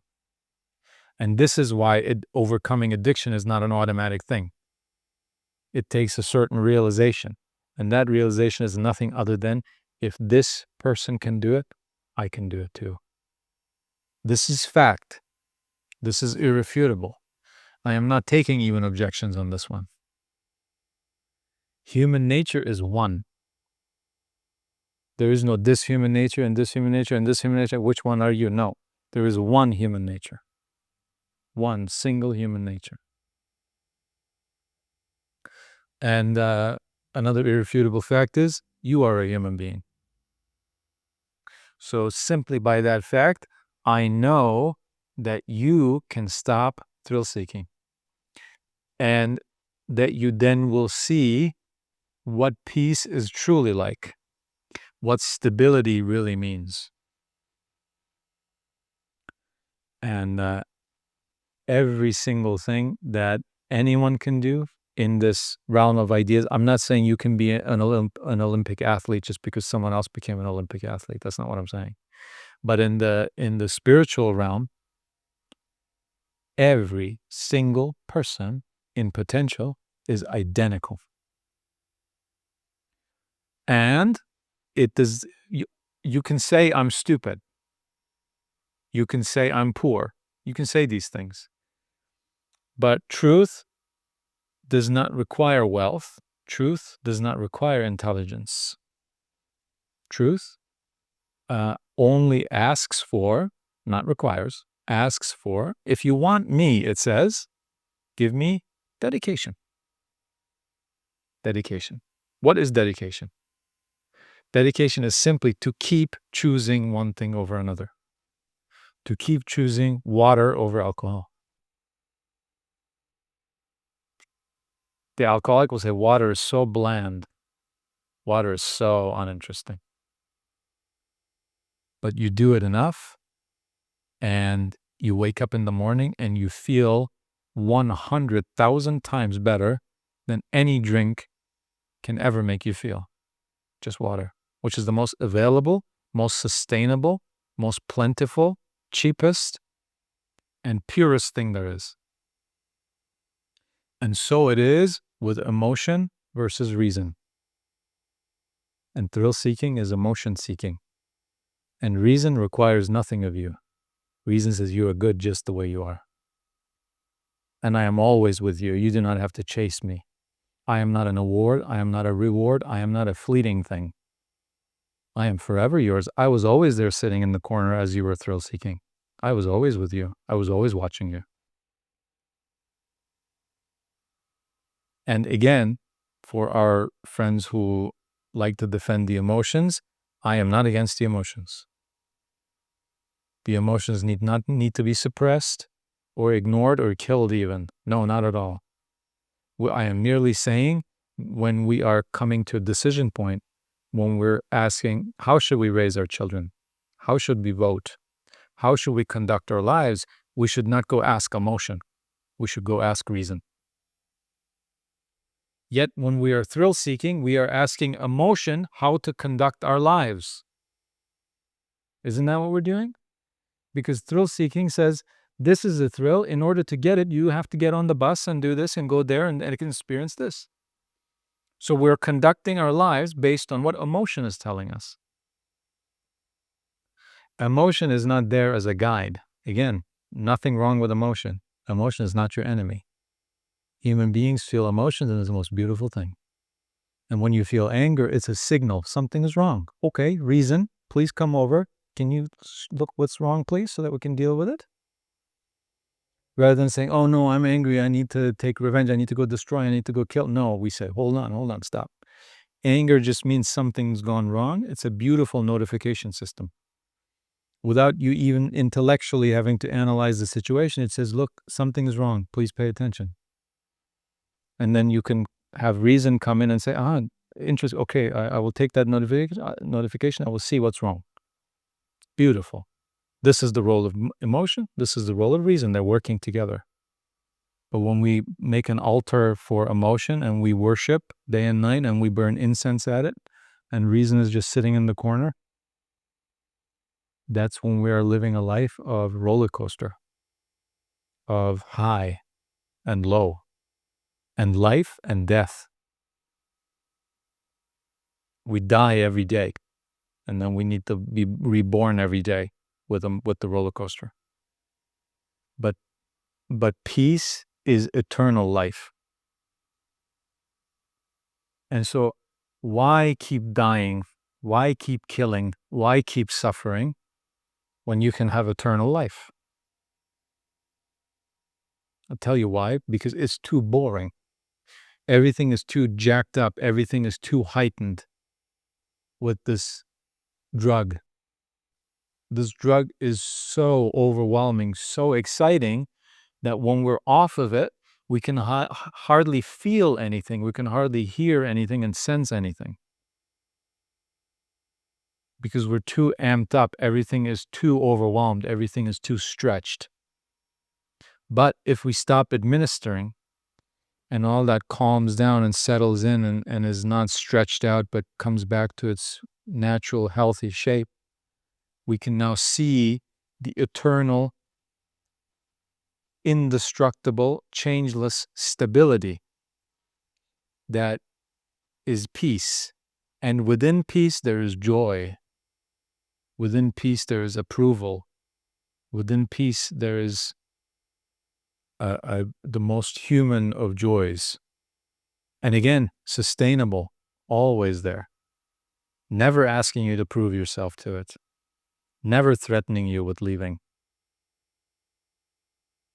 But in order to have that, you must give up that which you think you cannot do without. Think you cannot do without. That is the only thing between you and peace, is this belief that you cannot do without this cruel master that you have adopted at some point in your life because someone told you or something happened and it lured you in by saying, I will give you an escape. I will make you feel better. And so they made yourself necessary to you. But the only thing you must realize now, this is a captor. This is an exploitation. I am not getting anything from this. I am dying. This is what thrill seeking does. So all you have to focus on now, if you want to this is your decision. This is your life. You do whatever you want with it. No one gets to tell you otherwise. No one. You have the right to suffer. You have the right to be at peace. It is your choice. Completely up to you. No one gets to tell you what to do. But if you decide to choose peace, all you must do is stop administering the drug. Go within yourself and say, technically, I'm just going to go pick up trash because I don't want thrills anymore. I'm just going to make my community cleaner. But inside yourself, you must see that this too is a thrill. If it is, I'm not saying it is. If you can say, but I will be seen picking up trash, and that will give me a very good feeling. And I can mask this thrill to reason by saying, I'm just picking up trash. I'm doing a beautiful, reasonable thing. But no, deep inside yourself, you know that this is also just thrill seeking. And so that's when you have to say, enough. I will not allow this. I will not pick up trash then. Even though that would genuinely be the right thing to do and it would be a beautiful thing to do for my community and myself and my environment, I will not do it because there's thrill in it. There's the drug hidden in it. And I will not, under no circumstances, will administer it anymore. And that only you can know. because everything can be done for thrill seeking. Charity people do for thrill seeking, but charity also people do for no thrill seeking at all, just because it's the right thing to do. So how can we tell the difference between the thrill seeker and charity and between the rightful person? We cannot. Only they themselves know this. Only they themselves know as they're giving the donation, ooh, I'm getting a high from this. I have never given this much money. This is so thrilling. Or they don't even anonymous, right? Sometimes they just mail the money to the place and you don't even know who it is. So only we can know who we are. Only we can know the anonymous donor. And only we can know the thrill seeker. And this is up to you now. This is a choice. You can do this in your life. You wake up and you say, what shall I do? What's for breakfast? The thrilling thing?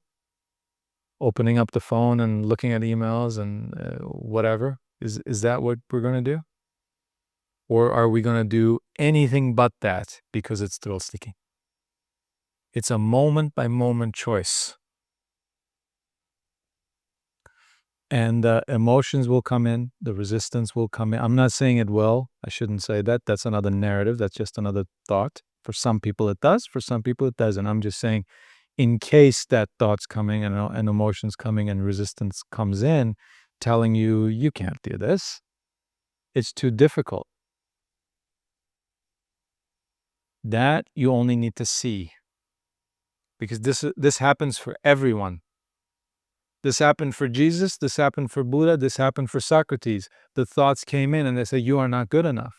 You cannot do this. You cannot persevere in this. You cannot live without this. You are worthless, you are incompetent. The thoughts came for these people as well. The difference is, they said, come in and sit down. I will not escape you. Come in, stay as long as you want. You're welcome to it. Here's some tea. And then the thoughts and emotions, that the fear and the judgment, they're sitting there and they say, this person is just invited us for tea. They're not afraid of us. And so we will do our best. We will use all our scare tactics. We will use all our methods. And we'll see, maybe they will break.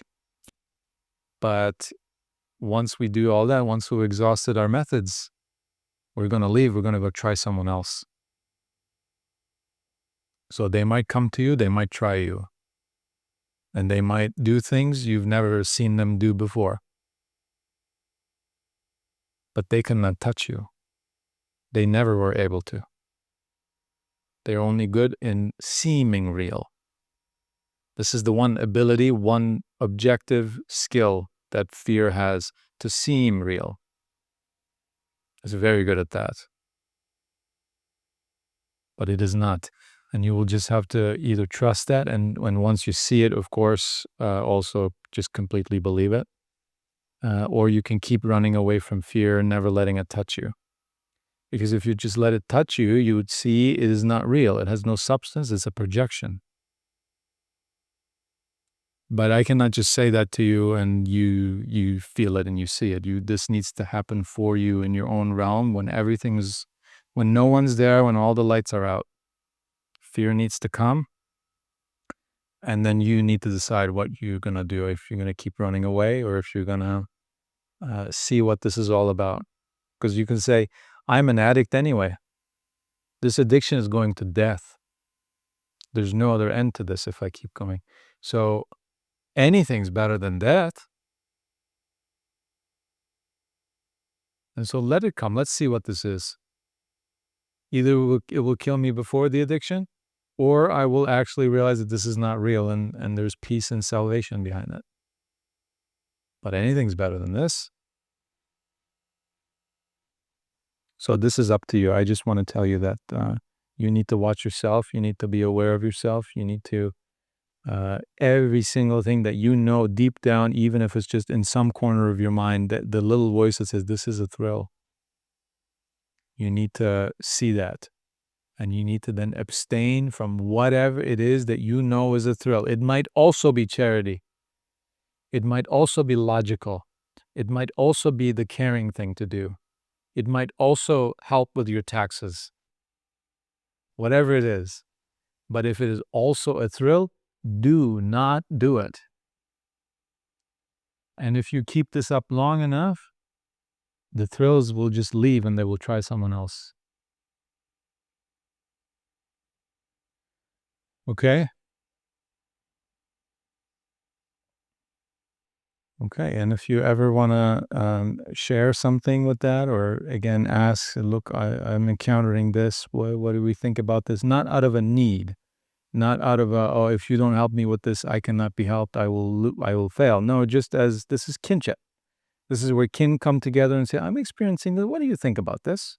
I want your opinion on this. Not I need your opinion, but I want it. You are kin. We're all dealing with the same thing. So I'm wondering if you have a suggestion for this. Fine. That's beautiful. This is what this place is for. That's what we're open to discuss. And so whenever you have something like that, you are welcome. Everyone is welcome. Come here and share these things and talk about these things so that they can be taken from you.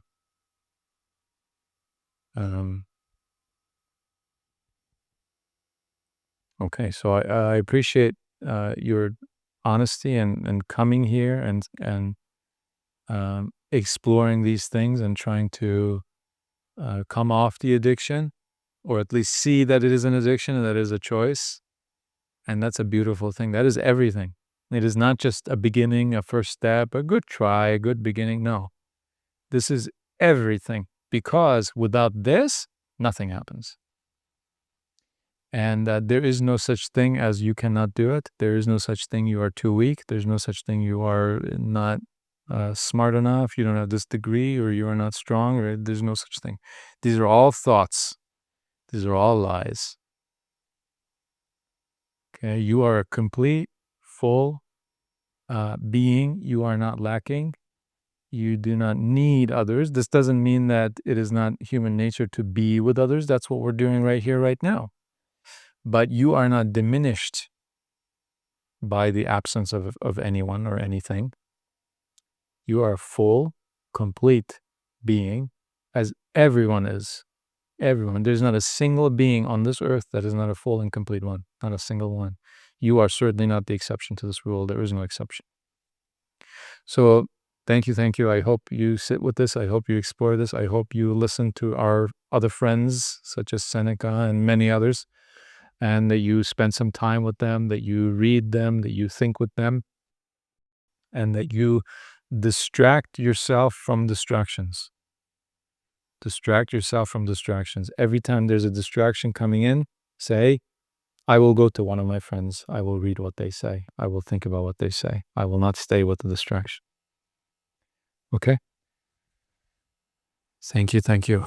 And I will move you back to the audience for now.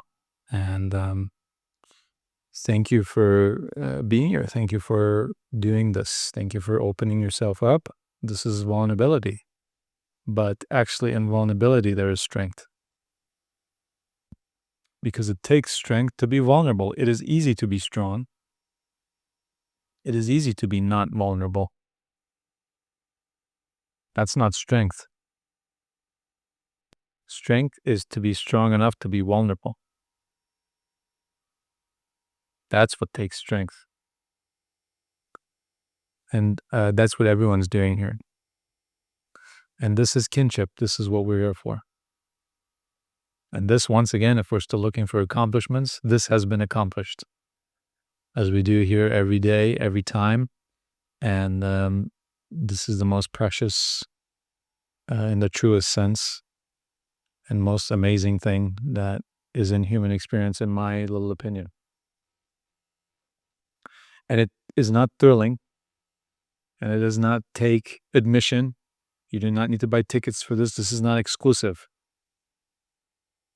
This is a beautiful thing that is open to us and sustainable and stable and there at all times. It's the bedrock of humanity. It's the bedrock of reason. It is always there.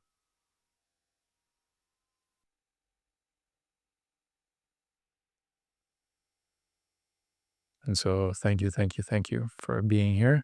Once again, a reminder, this is our last kinship before we move to a bi-weekly, a fortnightly schedule. So from now on, kinship is every 2 weeks. And on the weeks that there is no kinship, there is another group meeting. This group meeting will not be recorded. It will be for fewer people. There will be about maximum 10 people I will see in attendance. And it's more intensive. I know what we do here is quite intensive already, but this is where we communicate and we bring things to the table and we speak with full honesty. We are not at all giving any thought, oh, this is recorded, oh, thousands of other people will listen to this. No, it's just us, and we're not prioritizing feelings. We're not prioritizing comfort. We are prioritizing truth in these. And of course, anyone is welcome, and we speak with complete honesty, and we do not let go of the thing. And we will arrive at truth. And that is the purpose of those other meetings, which will happen every week when there is no kinship.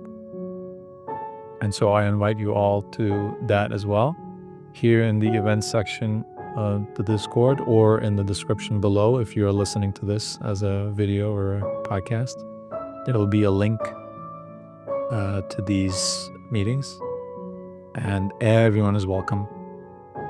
As long as you are exploring something, as long as you are in search of truth, as long as you have this intention, you are not only welcome, you are invited. We ask for you.